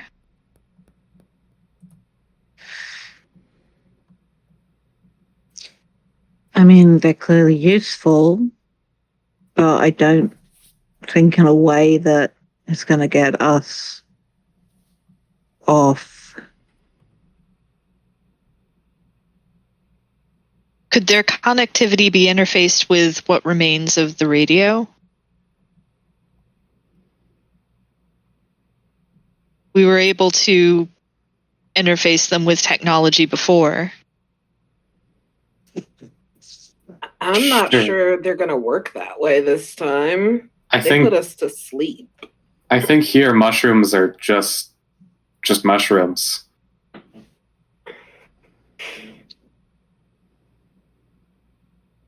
We need... What if... it's the coral reefs what's causing the bulk of the issues, right? To get off the island.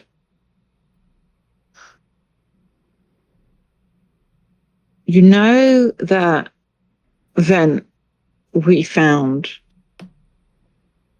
over, and I gestured to part of the island. There's that small overflow, like we thought it was like a pressure valve for the volcano, right? What if we could encourage a small lava flow out to the water and form like I can't think of the word, but like make it easier to get past the reef so we could get out further with the raft. that work. It Like feels create way new too ground. dangerous.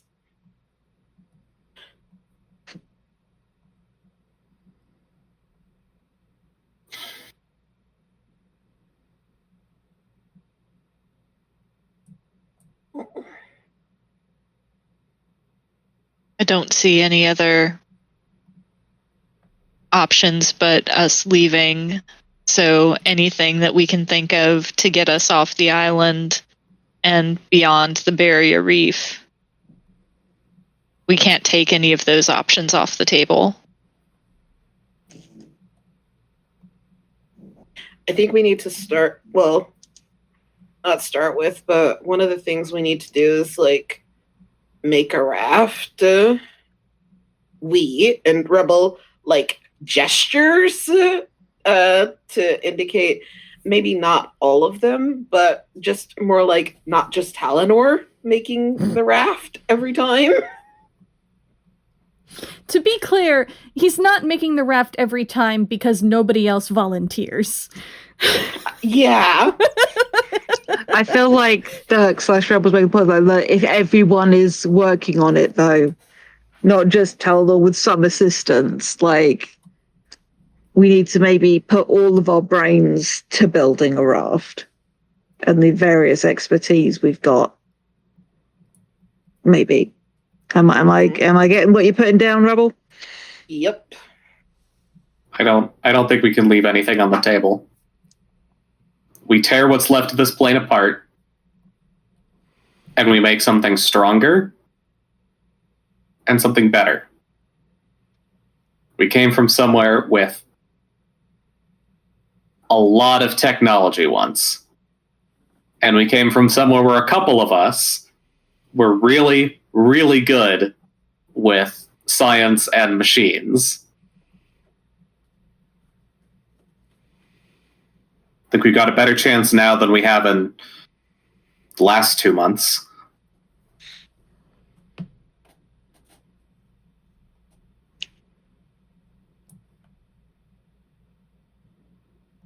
Yeah, that's as good a plan as we're going to get. Anyone got a complication for us? I don't want to keep being the one causing problems. I want to Do let other people cause problems. Do it! But you're good at it, and we love it. You're being so good at playing the game, August, is the thing. It's true. You're like excellent at playing this game. So this isn't necessarily a Jade specific complication, but I think maybe there is a well-timed earthquake. And on a positive outcome, it's just an earthquake, like it's just a tremor and nothing happens. But on a negative outcome, we've got ash spewing from the volcano in addition to the earthquake. I was going to say, to add to the positive, and I am going to, if I can get to the right, but I'm going to kick myself back down to get an extra die. The earthquake shakes apart the structure we made with the big bit of the fuselage, basically underscoring Vivien's suggestion, just like, gotta tear it all down. We've got to use what we've got. And it's like getting a little nudge from the island itself. Go, there you go. Have some pieces. Yeah. Love it. All right, 3d6. Oh boy! A 13. Nice. I did not need that extra d6. But yeah, so there is that rumbling and maybe a support pillar or something with one of the palms is enough to shake. And then just like there's this sort of deep clanging sound as a piece of the fuselage cracks down and takes one of the huts with it. And it's just sort of like, well, that feels like an encouragement more than anything else. Yeah, because that one was mine.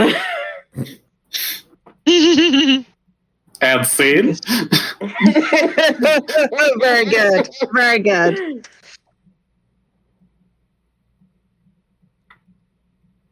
Alrighty. It is 10 to 10. I'm all right to run over. Does anybody have a hard out?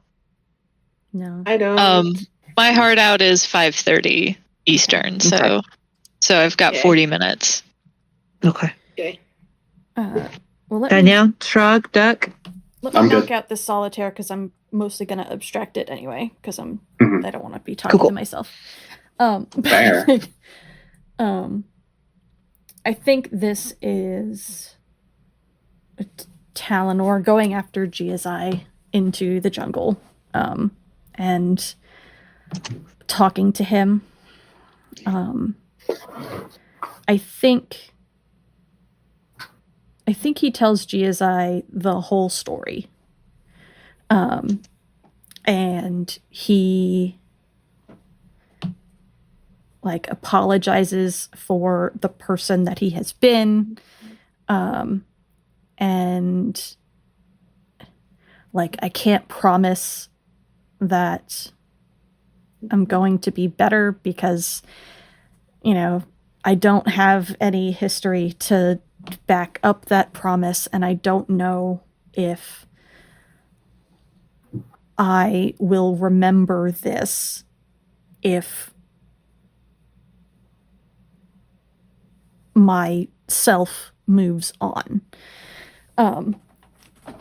And in a similar way to Phee having an existential breakdown with Vivien, Talanor is having an existential breakdown with GSI. And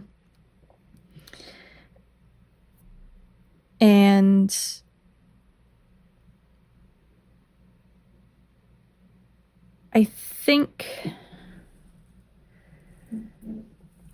the complication here, the obvious one would be how GSI takes it. Mm-hmm. But if someone else has an idea, I don't think we can kill GSI here because that wouldn't make sense for what we just did. No. Yeah. I mean, honestly, I don't think we can kill GSI at all. I feel like that's a great burden for Talanor to have to bear for the rest of this. Mm-hmm. I got a possible one for you. Mm-hmm. If you like it, please veto if you don't. And you can decide which of these is the positive or the negative outcome. Mm-hmm. One outcome is that GSI internalizes it, takes it in. I want to be clear, he believes you either way. Mm-hmm. He's in. One direction this goes in, he's like, I love you. This change in you, this is good. I'm in. I'm going to help. And the other option is, I'm glad for you. Thank you for being honest. I don't want to do this. And is basically just like, I will get off the island with you and I don't want to be with you anymore. Mm-hmm. Mm-hmm. Mm-hmm. Because I think there's something about being like, oh, so I am a problem for you, even if you don't. And that's sort of like, that realization, just like, oh, I am actually not helping. Mm-hmm. Yeah, I think I'm gonna roll that straight. Give GSI that agency as a reaction to this. Yeah. He's out of the fridge. He's making choices. Yeah. I think the negative for Talanor in this situation is GSI leaving. So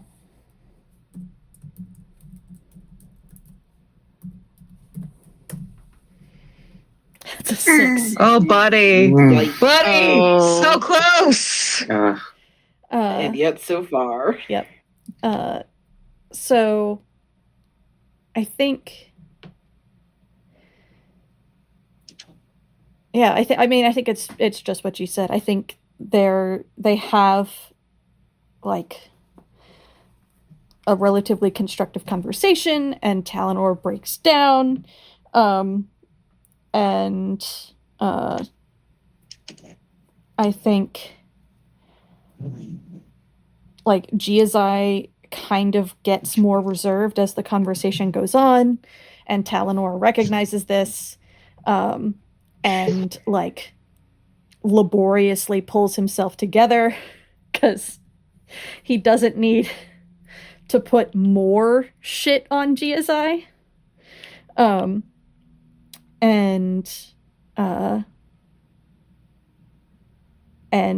you know, Giazai just basically being like, you know, I love you. I have since I first met you, and I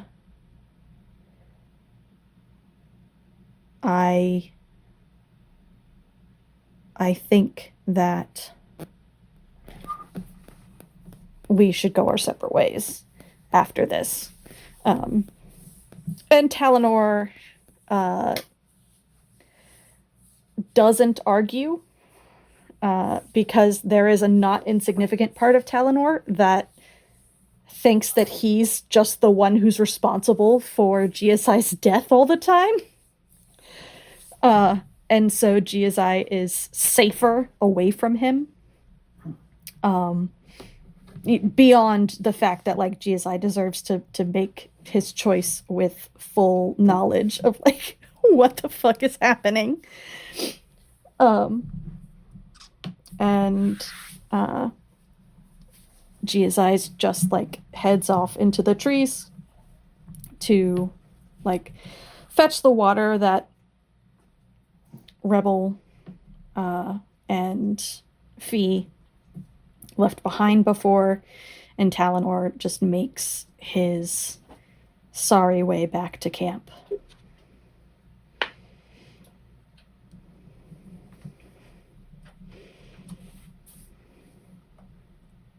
Alrighty.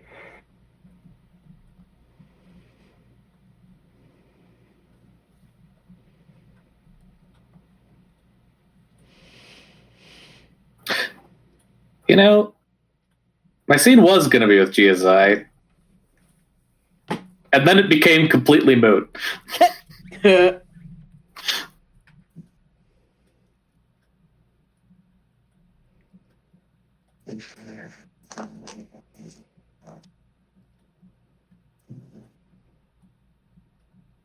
mean, it could still be interesting to have that conversation with Giazai, not knowing what he and Talanor have decided. I mean, that's fair. But also it frees you up to do other things. Yeah. I kind of want to run a scene with Marius, but I have no idea what that would look like. I just think this dynamic is not one we've explored yet. Yeah, I think it could be interesting, like Vivien and Marius working on the raft somehow. Mm-hmm. Sure. And I'm happy to take this as my scene if you want, or it can be your scene, whichever. Either way. Let's determine. Let's wait until the complication and see who the complication is more fun for, and then that'll determine whose scene it is. I think that's fun. I like that. So we're working on the raft together. Marius is. I think they're quiet in a way that Vivien knows is a little uncharacteristic. Like, usually Marius is giving orders, or, this Marius is, griping a little. But they're not doing any of that. They're just, like, quietly working.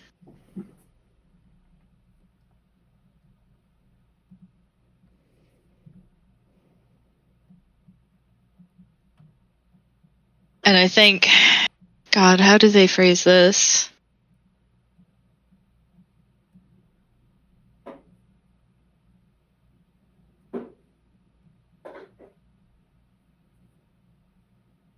Oh, I know what they say. They say,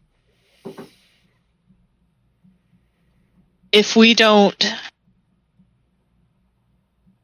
get off the island with the lizard, I don't know if we'll be able to go wherever we're going to go next. We'll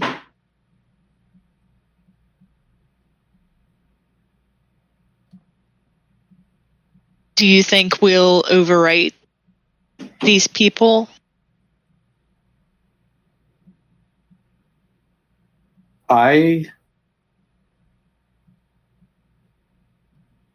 couldn't even begin to guess what happens next. I have to believe that every one of us has a future. I want to believe that every version of us learns.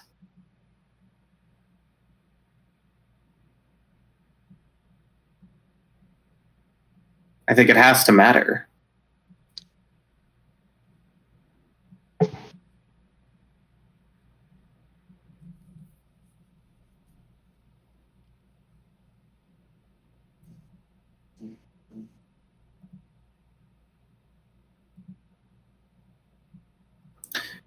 If we don't manage to find the lizard,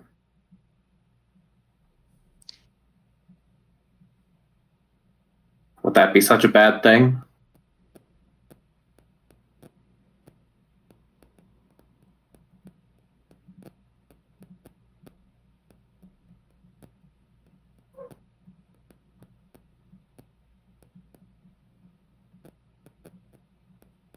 Marius, pauses and closes their eyes and says,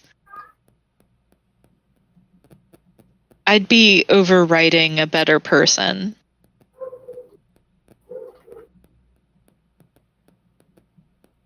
Yes, I'd have a family to go back to if I stayed here, but it's not a family I earned.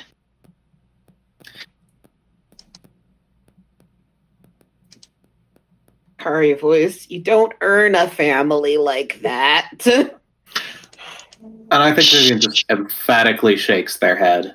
Just like, I don't. It's not overwriting. Can't be.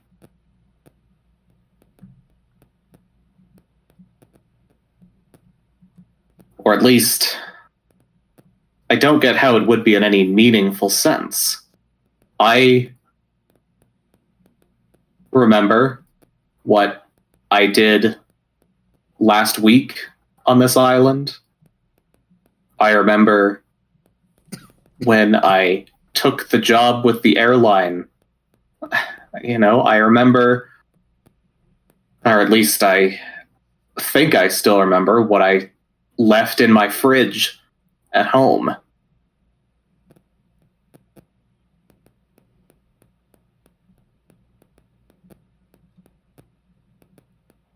So I don't understand what you think would be lost.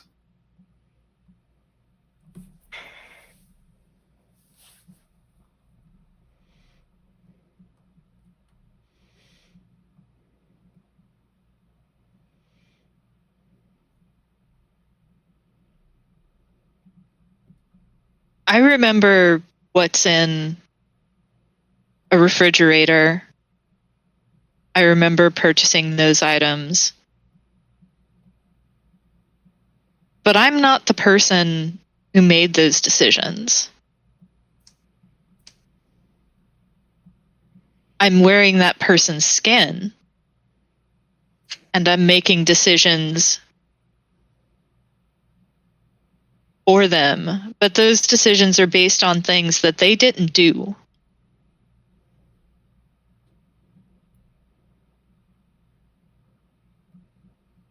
Well, I guess we just have different ideas of how this whole thing works.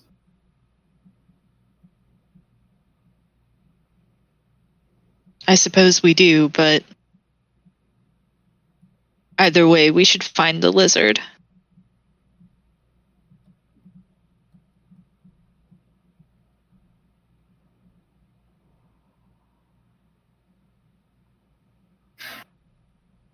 Who gets complicated?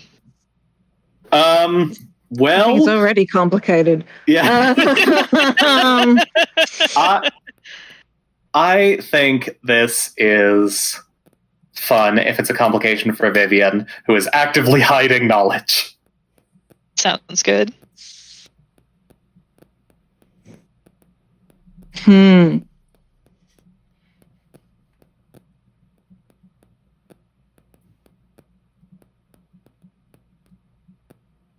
All right.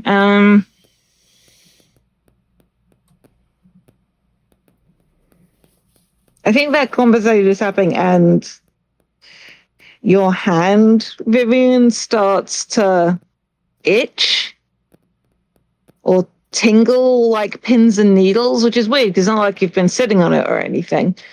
You've just been and you've not been working with a tool that vibrates. So why would that be looking?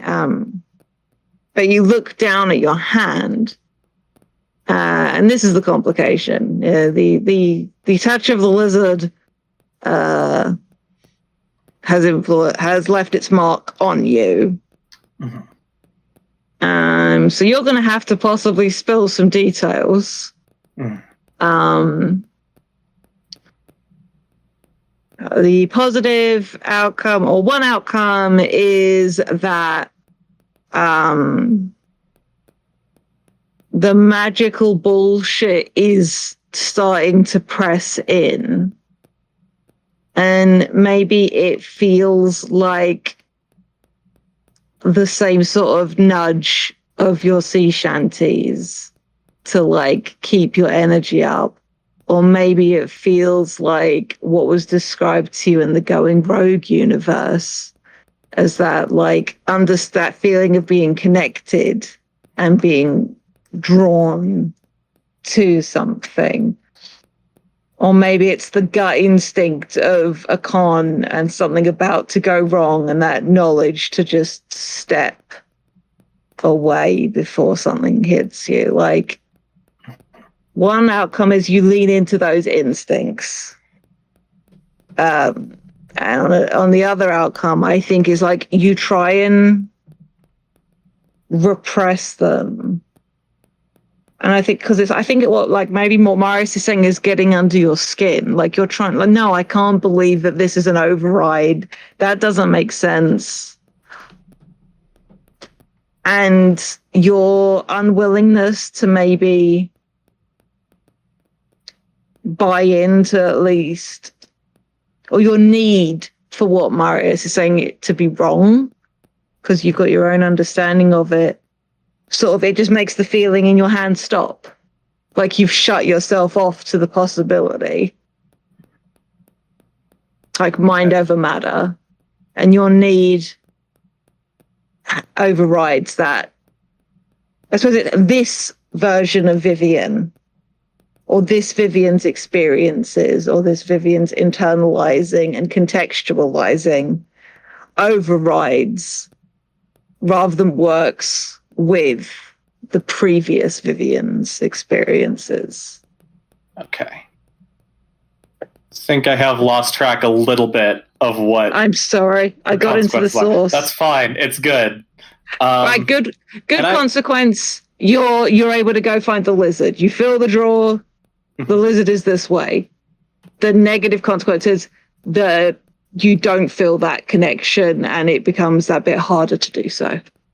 Okay.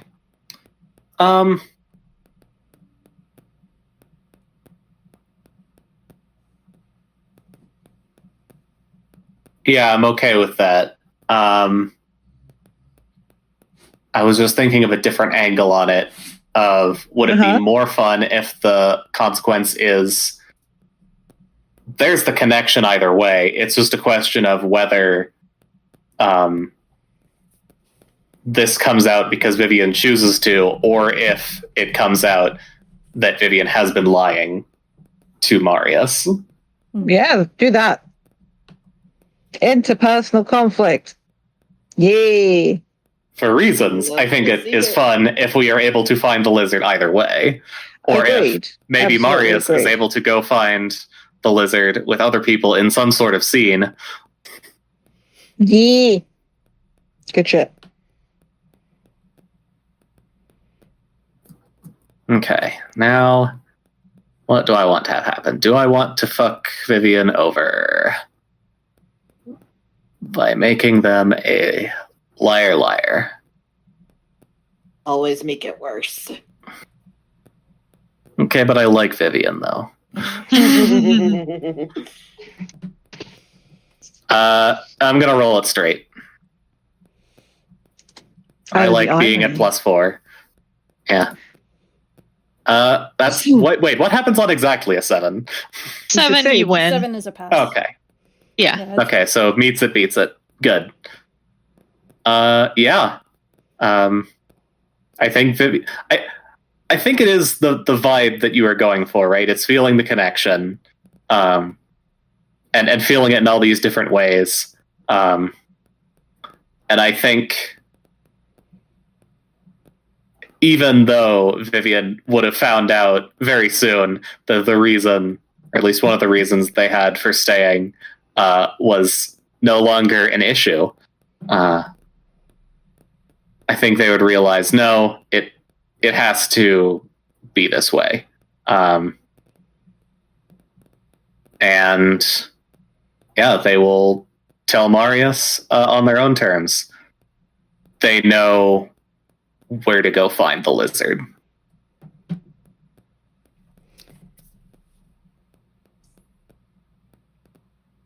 May I add a detail? Heck yeah. Yes. Because I think it would be really... I think it would be interesting if Giazai comes out of the jungle with the lizard. Ooh. That's really good and also funny. Yes, good. Vivien having this heartfelt moment of like, I need to tell you something. And then it comes out just like, okay, we're going to go find the lizard. Turn towards the jungle and out comes the lizard. Like, I found this fucking lizard. It just would not leave me alone. I love it. Like when hummingbirds get really into something people are wearing because it registers to them as a flower. Just like this lizard's like, hey, I found the plot guy. This is what all the complications are happening around. The lizard is genre savvy.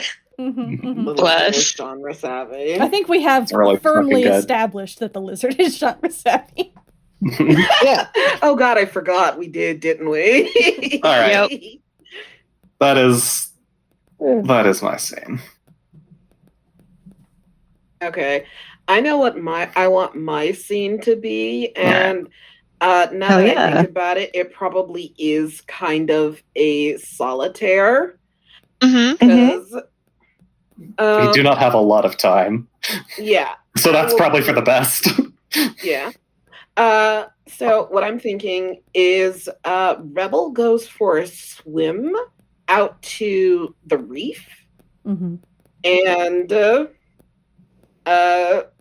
they don't know what exactly they're looking for out there, but they're just like, I bet if I go out there and I call Gibber a fuckboy, I might be able to find something. Very good.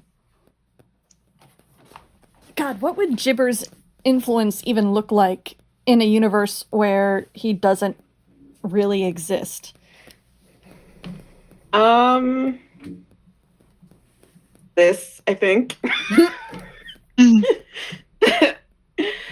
Because I think in this instance, it's like less that Gibber really has an impact and more just that like Rebel is making an active decision and taking active steps towards something that might help. Mm-hmm. And like you're saying about like maybe this isn't actually gibber, I'm just thinking about the way that a lot of mythology was how people explained world phenomena. And just like this moment of like Rebel effectively communing with nature, swimming out to the reef, and then yelling at a god from another world who is like this chaos entity, this trickster, this agent of change. It's just very cool and good. Fuck yeah.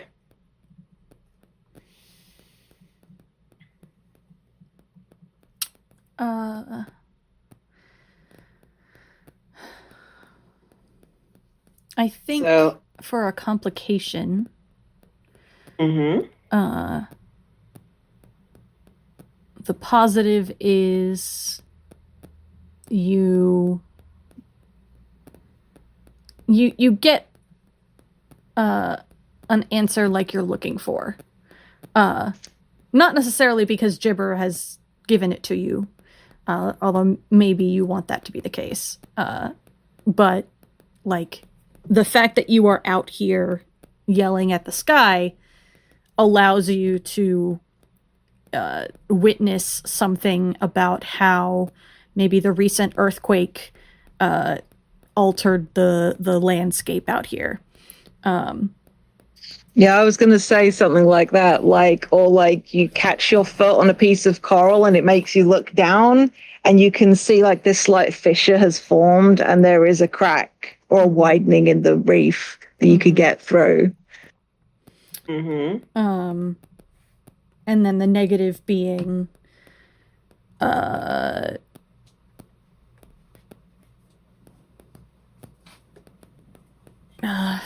I don't know, you get caught in an undertow and we have to risk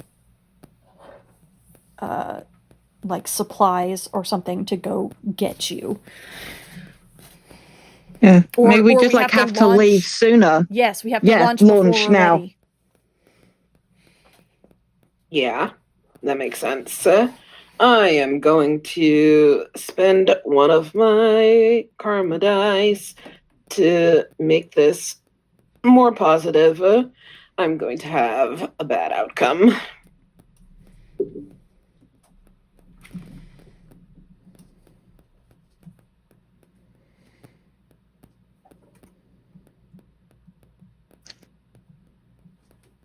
Yeah. Yeah. Got an 11. So, yeah, I think it's a combination of things. I swim, Rebel swims out there and, catches their foot, and I, see something about the way the coral is shifting and about the way the water is shifting in relation to the coral. And I'm able to, pinpoint what's happening and this location so that when it's time for us to leave, I can give the heading and help us all get out of here. Nice. Oh, yeah. Very cool. All right. You want to bring us home, August? Metaphorically and literally? Yeah. Shoot. I mean, I feel like this is all of us. We're on our vessel. We're on a boat. I mean, I wouldn't go that far. But we've got our supplies, we've got our heading, and we're underway. And I think I don't know that we necessarily have to go too deep into it. I just feel like the complication has to do with us making it out. Mm-hmm.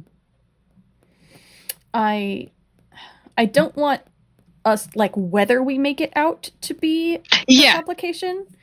Maybe, but having to do with us making it out. Yeah, maybe a positive outcome is the thing we heard on the radio before it broke.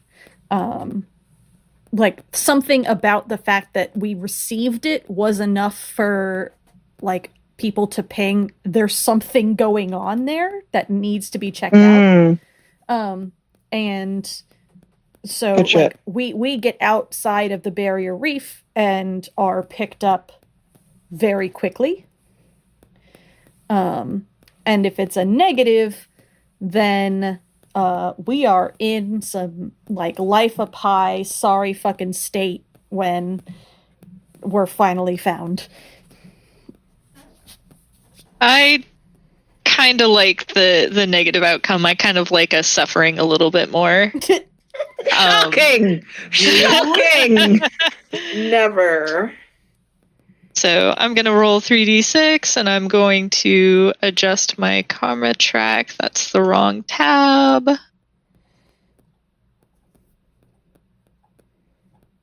And I'm going to roll... So I rolled a 7, a 7 minus 1. So I rolled a 6. With the margins, you could have done that. Incredible. Out of the frying pan into the fryer. Yep. But... And I think that this is one of those things where, you know, we're super ragged by the end, but I feel like instead of us, like, being at each other's throats, I do think that this is one of those things where we come together in solidarity, and that's the only way we survive, by the skin of our teeth. I don't want this to be something that drives us apart. No. Yeah. I think it's like a montage of all of us using every fucking skill we have. And have accumulated in order to make it. Yeah. All right. So this brings us to the finale rolls. Once all the players have directed their scenes, it's time to make the final karma roll and narrate the finales. Finales don't have any input from other players, and they are not interrupted with a complication. A good finale is a short vignette that describes how your character's story ends. All the players make a karma roll by rolling the 5 dice listed in their current space that their token is on in the karma pool track on their character sheet. Trust us, we've been keeping track of that. I know it sounds complicated when you say it out loud. The number of good and bad karma dice in your pool will shift throughout the game, but it will always be a 5 dice pool. So I guess we'll go in alphabetical order. So I will still open the wrong tab.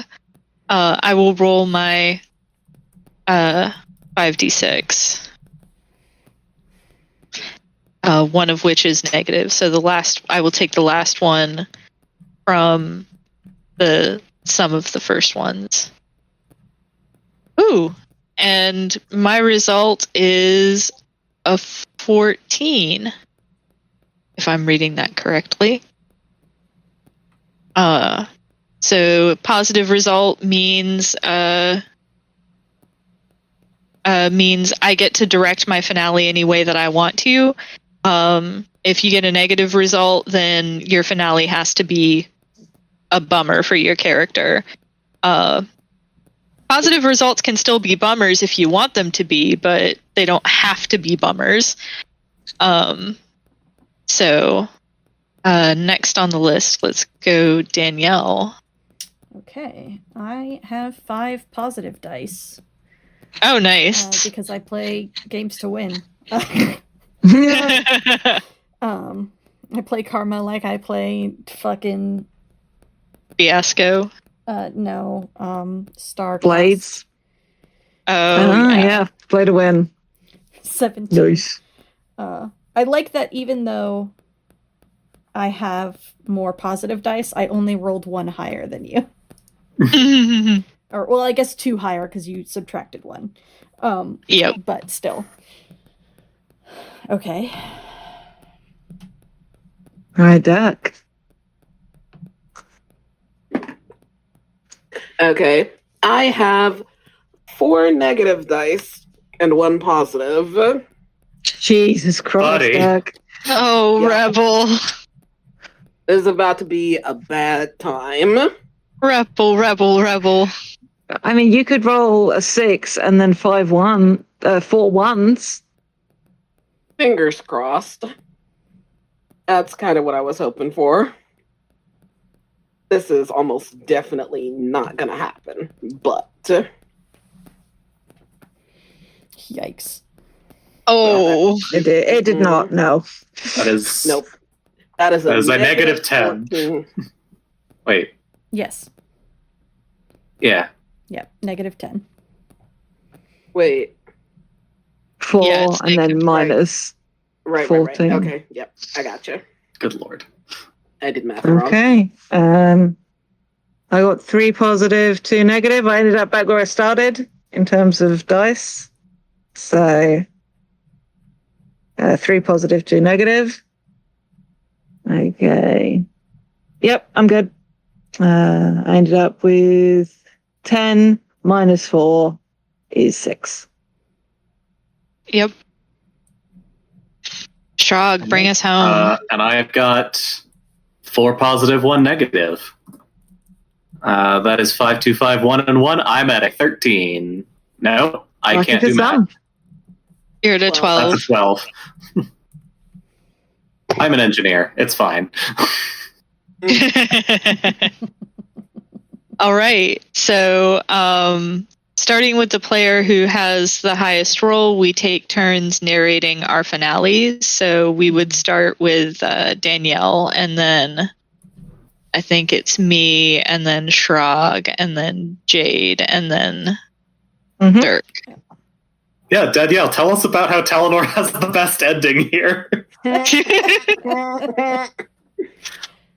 So, hold on. It's the best ending because he gets to go to therapy. God, he needs it. He really fucking does.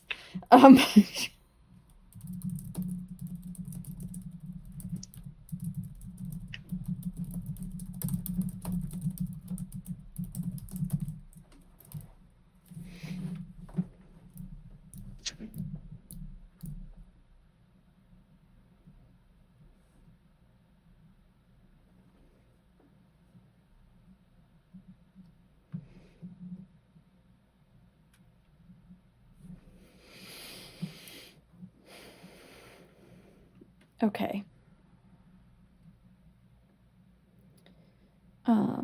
So dealer's choice, Danielle. Mm-hmm. So, I think we were all rescued. We're in rough shape. Very much like I'm envisioning the scene at the end of Titanic where like they have picked up all the survivors and they've got like fucking shock blankets and and we're kind of like being looked over by a medical team, and we're taken back to whatever mainland, and at some point have to go separate ways, at least for a little while.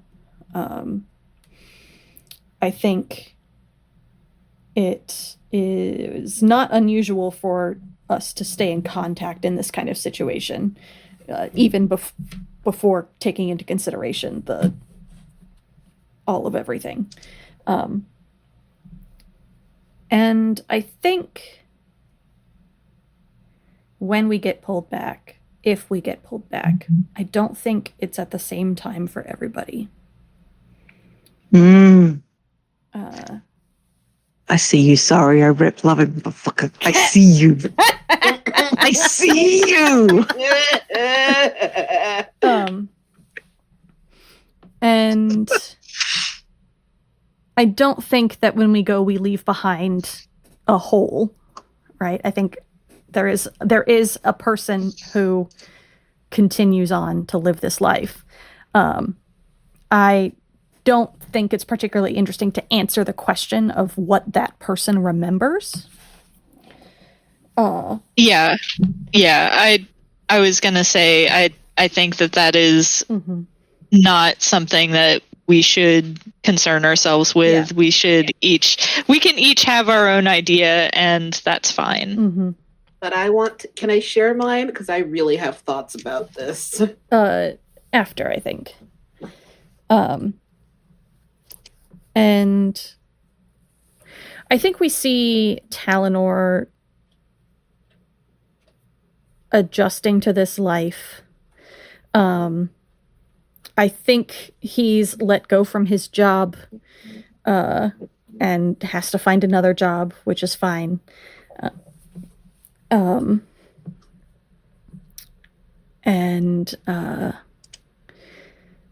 But he doesn't fit into that same corporate culture anymore. And he just tries his best to keep going. I think GSI leaving is, in its own way, a huge relief. Because so much of his experience is without him.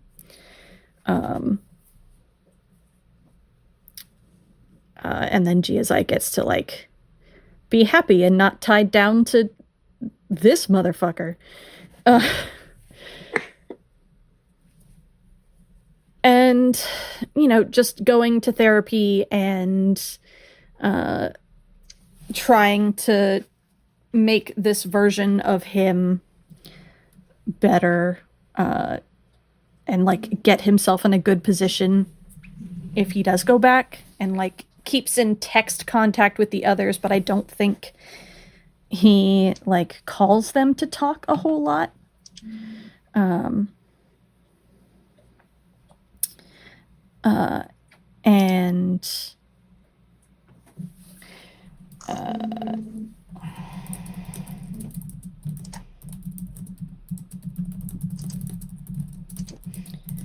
I think one day he, like, gets home from therapy to his, like, studio apartment, and, like, hangs up his keys, takes his tie off, and starts fixing himself some, like, herbal tea or something.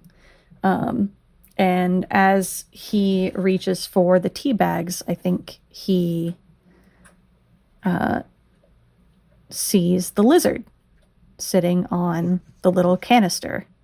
And I think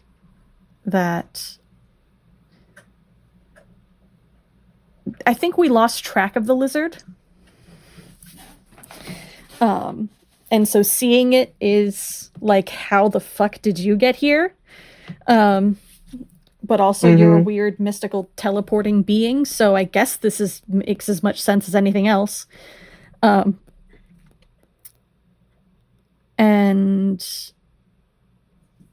then he blinks and there's a flash of light. And he's somewhere else.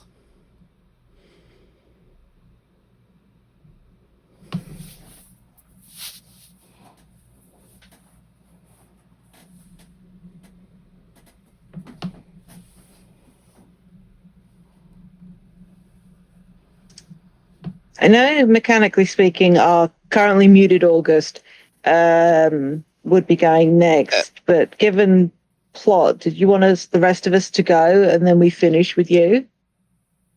Yeah, we can do that. Cool. Gives me time to think on something. Cool. Then Schrag. All right. So I think Vivien, in the hubbub of, the rescue, whatever coverage is happening, I think that they end up getting pulled away by the airline to answer a lot of questions. Mm-hmm. And at the end of it, they quit on the spot. Just like, I cannot go back to this job. And they're like, fair.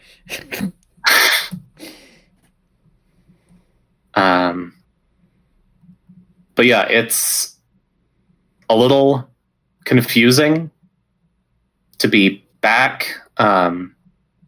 They track down Ed's family, pay their respects. So they're left busy for a while. And they keep being pestered by the lizard. But they keep shooing it off, just like, no, later, I have stuff to do. I love that visual so much. Holy shit. That's great. Yeah.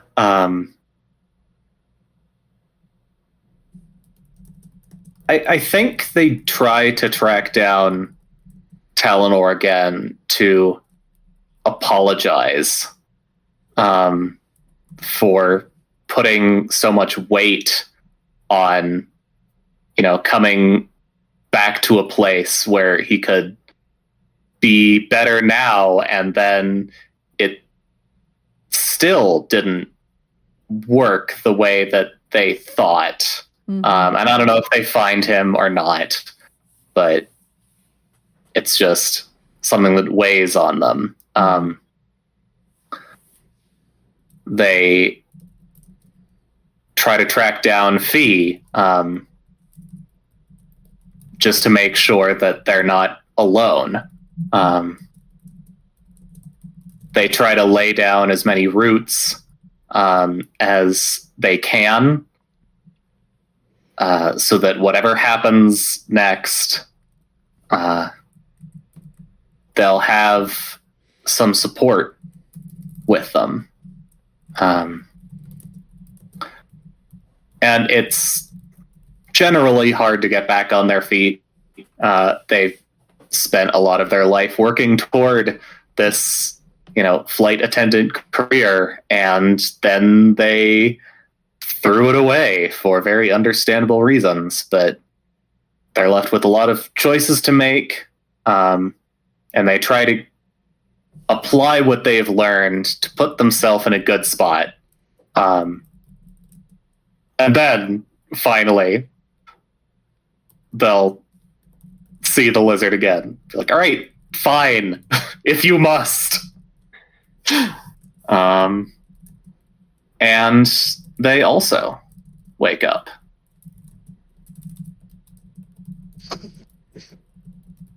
I think for Phee,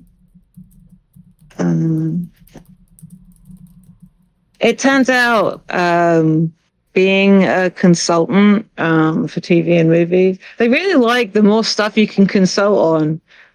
Probably ends up like writing a spec script and against the advice of their therapist. Is like doing consulting on a show about a plane crash. Lost happened later in this universe, the TV show. As you do. Phee has big beef with J.J. Abrams. That's funny to me. And they still like actively pursue their interests on communication and connecting with people. And writes journals and journals and journals about the memories of the other lives that they can remember in case they forget, in case they want to be able to remember.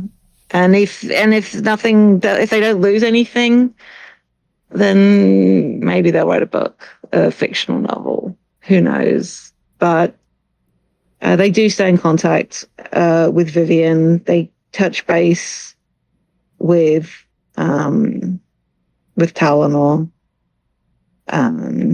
They keep watching What the Ghost. Just starts leaving comments on videos and stuff. Just engaging with that. Like, makes more of an effort to be connected to people. Like Vivien, laying down roots. And maybe moving away from this life of hopping around. Until I just like the visual of them being like at the pool or something, or just like a place. This is really amusing because I've been doing my coloring apps while we play, and I'm doing a mystery one at the moment, and I've just realized it's a fucking lizard. So that's incredible. I realized a few minutes ago what I was doing, and I'm like, oh, well, that's just brilliant, Marius. And yeah, it shows up. And they're just like, I hope I remember you. All of them. And yeah, wake up.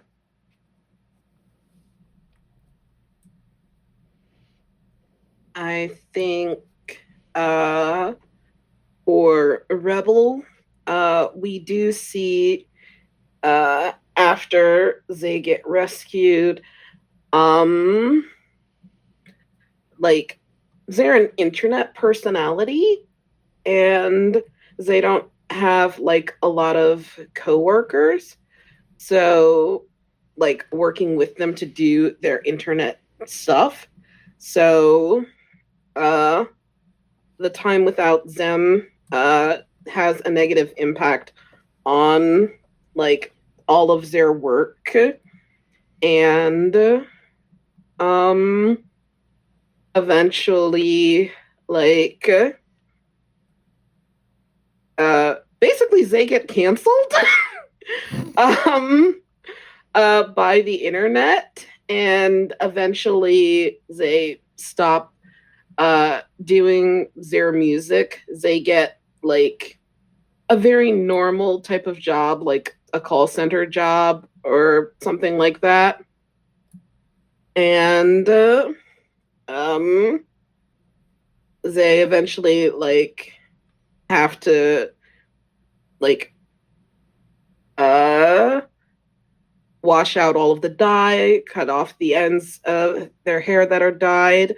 They start like removing the piercings, and they become a very I don't want to say like a very boring person, but they just sort of lose interest in participating in this particular universe and just sort of do enough to get by. And they do that for a long time. And we do see like Rebel just fully missing opportunities to connect with people outside of the group. Like they stay in contact. If anybody texts them, they text back. If they get invited to go out for like lunch or dinner or whatever, they's like, yeah, sure, I can do that. But like we see like people flirting with Rebel, and Rebel either not noticing or deliberately ignoring them. And it happens on multiple occasions. And just Rebel sort of becomes something of a shadow of their self. and I think doesn't even notice when the lizard comes around or like sees it and is like, oh, that's an interesting stuffed toy, and reaches out to grab it.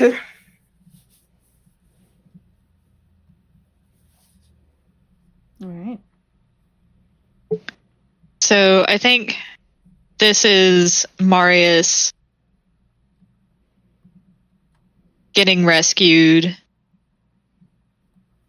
and going back to their old life. And I think that this life chafes a bit at first, and they play it off as like, I've been stuck on a deserted island for almost 2 months. I'm just having trouble getting readjusted, and I think that Kari and Annabelle and Davy and Theo all buy that. And Marius slowly like falls into the groove. They pick up What the Ghost again. Because I think, What the Ghost, decided, they couldn't do it without Marius, so they canceled the show. But they spool it back up again once Marius is back on their feet. And I think it goes pretty well for Marius for a while. I don't think that they try their best to live their life the way that they remember living it before. And in their mind, it's them trying to do this Marius proud. But I think that when the lizard comes, it's a relief, because they never quite get over the suspicion that they're just wearing someone else's skin. And so when they see the lizard, they take a moment. They don't immediately go to the lizard. I think they, like Vivien, they shoo the lizard off briefly.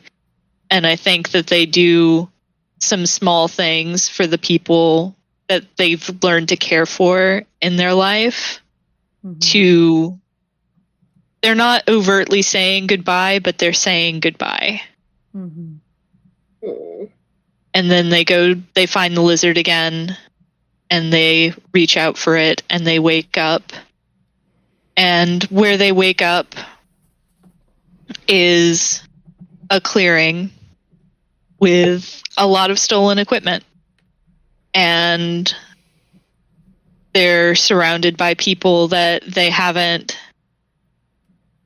really seen in quite a while. And they're standing there trying to take things in, and they look around to their compatriots who are exactly where they left. But they are not exactly as they left. Marius, for their part, can feel kind of a tightness in their chest. And they know instinctively that if they were to look in the mirror, there would be scars from the bullets that they took when they were trying to get Phee and escape the mandate. And they try to meet their, at this point, friends' eyes to see if their friends are there too.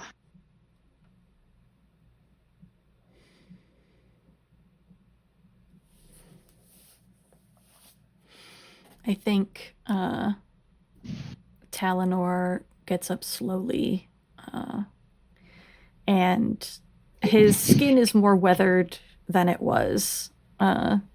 It's much more like the weathered tan that he got from the Ocean Tides world. And he has the slightly longer hair of the most recent worlds, and several other just like small changes, some more obvious than others. You're a dog, you have to wait.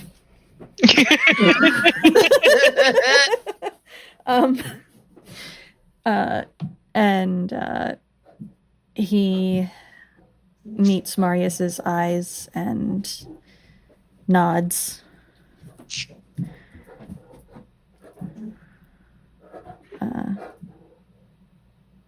Yeah.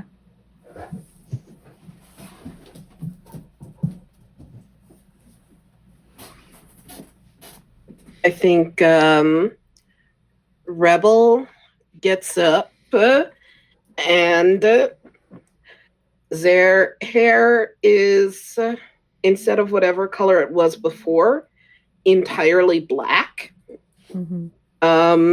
which is like their natural color. But they don't really notice it. They do notice that their hands are calloused in strange places, like their fingers and palms are calloused in strange places that I think Talanor and Marius, especially, and probably also Vivien, would recognize as being from the Astroblade. But Rebel sort of gets up and notices Marius looking at them and sort of does a little wave like, okay, and then looks around and says, well, I guess that didn't work. And whatever Marius is looking for, they don't see it in Rebel.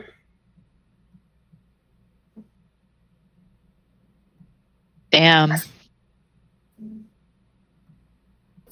I think it's hard to see at first whether Vivien has changed at all, because I think physically they are made largely the same. I think it's mostly just, are they more tan? And even mentally, it's like there's the incredible lows of going rogue mixed with the incredible highs of Ocean Tides. And I think they get to pick some of the pieces.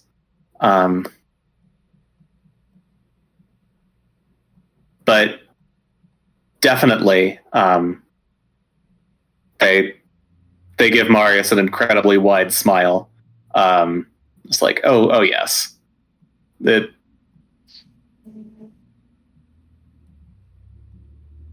it did work. And for Phee, again with the hair, it's very much, they look more, although the clothes are, as you would recognize, their hair is very like how their human disguise looked in Ocean Tides. That same sort of slightly longer style, with their red, and their eyes seem a little bigger, which is a weird thing, but it's something there. They're definitely more freckled, like somebody who has spent a lot of time outside, even if it's got some of their natural paleness. there's sort of a sadness. I think that this original world's Phee didn't have, but the smile that they give the others is very real as they touch the ground where the mushrooms are. And you guys all hear in your heads, except Rebel, because they've already picked up, they don't remember. And they say to all of you, I can hear so much more now. Because what they brought with them was the Force connection from the going rogue.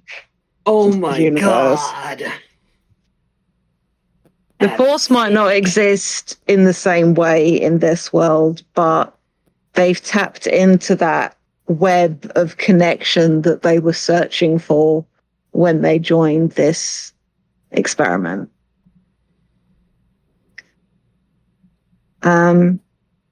But they will go nudge Rebel's shoulder, just like, you want to go get a drink?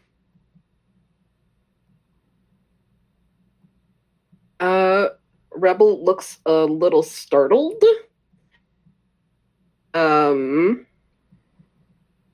Just as friends, and winks at them.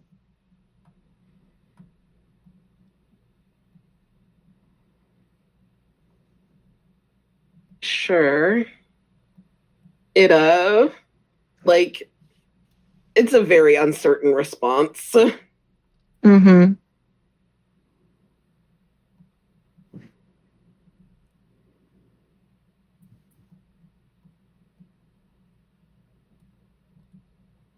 That's fair. And Phee doesn't begrudge them that response. And just doesn't full on talk to them in their head, but it does sort of just try to put off this vibe of, it's all good, I don't expect anything from you, I like your company, you did good work here. It's just trying to put out a soothing vibe without coming across like, this is fine, you are fine. Because doesn't want to deny Rebel the growth that Zay had, even if Zay doesn't remember having it. Mm-hmm.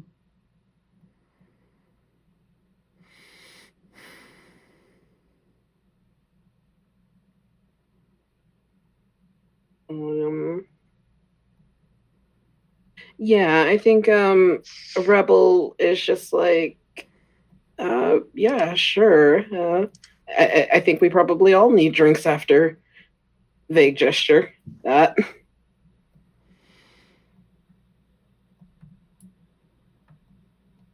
And sort of deflects in a way where, like, yeah, sure, let's get a drink. Let's all get a drink. Mm-hmm. Mm-hmm. I think Talanor gets up, bones creaking. Because I think this Talanor is possibly the oldest of the versions we saw. And he makes the hand sign at Vivien, and then goes and helps Marius to their feet. Just like, good work, Professor.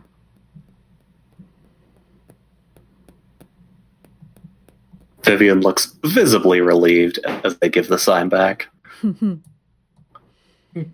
Well, General, Professor, I certainly hope you had an exit strategy. Sound of sirens in the distance. End scene. Beautiful. Beautiful.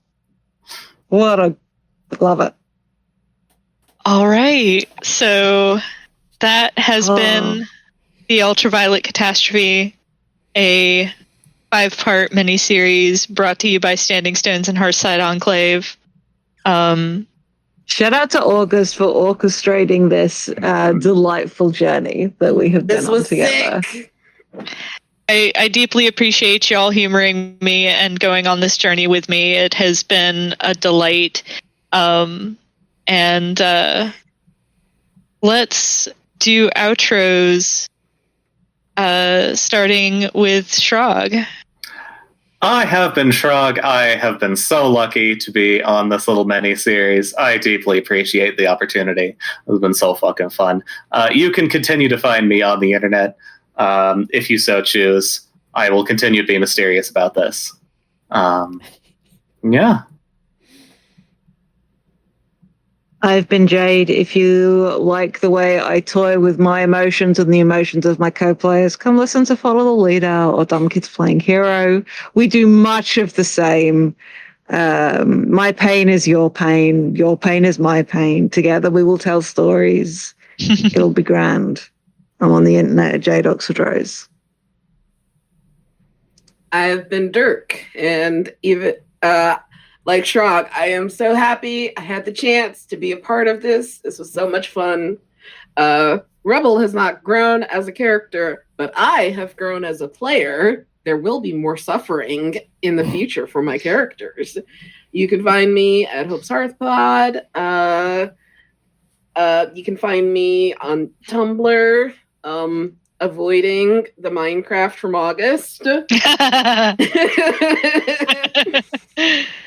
And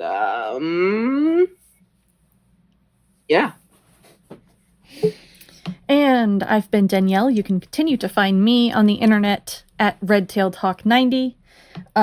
Check out The Room Where It Happened, which does GM'd games instead of the GM-less games that Follow the Leader does. But we have a very fun time doing it. You can find that where you get your podcasts. Just The Room Where It Happened.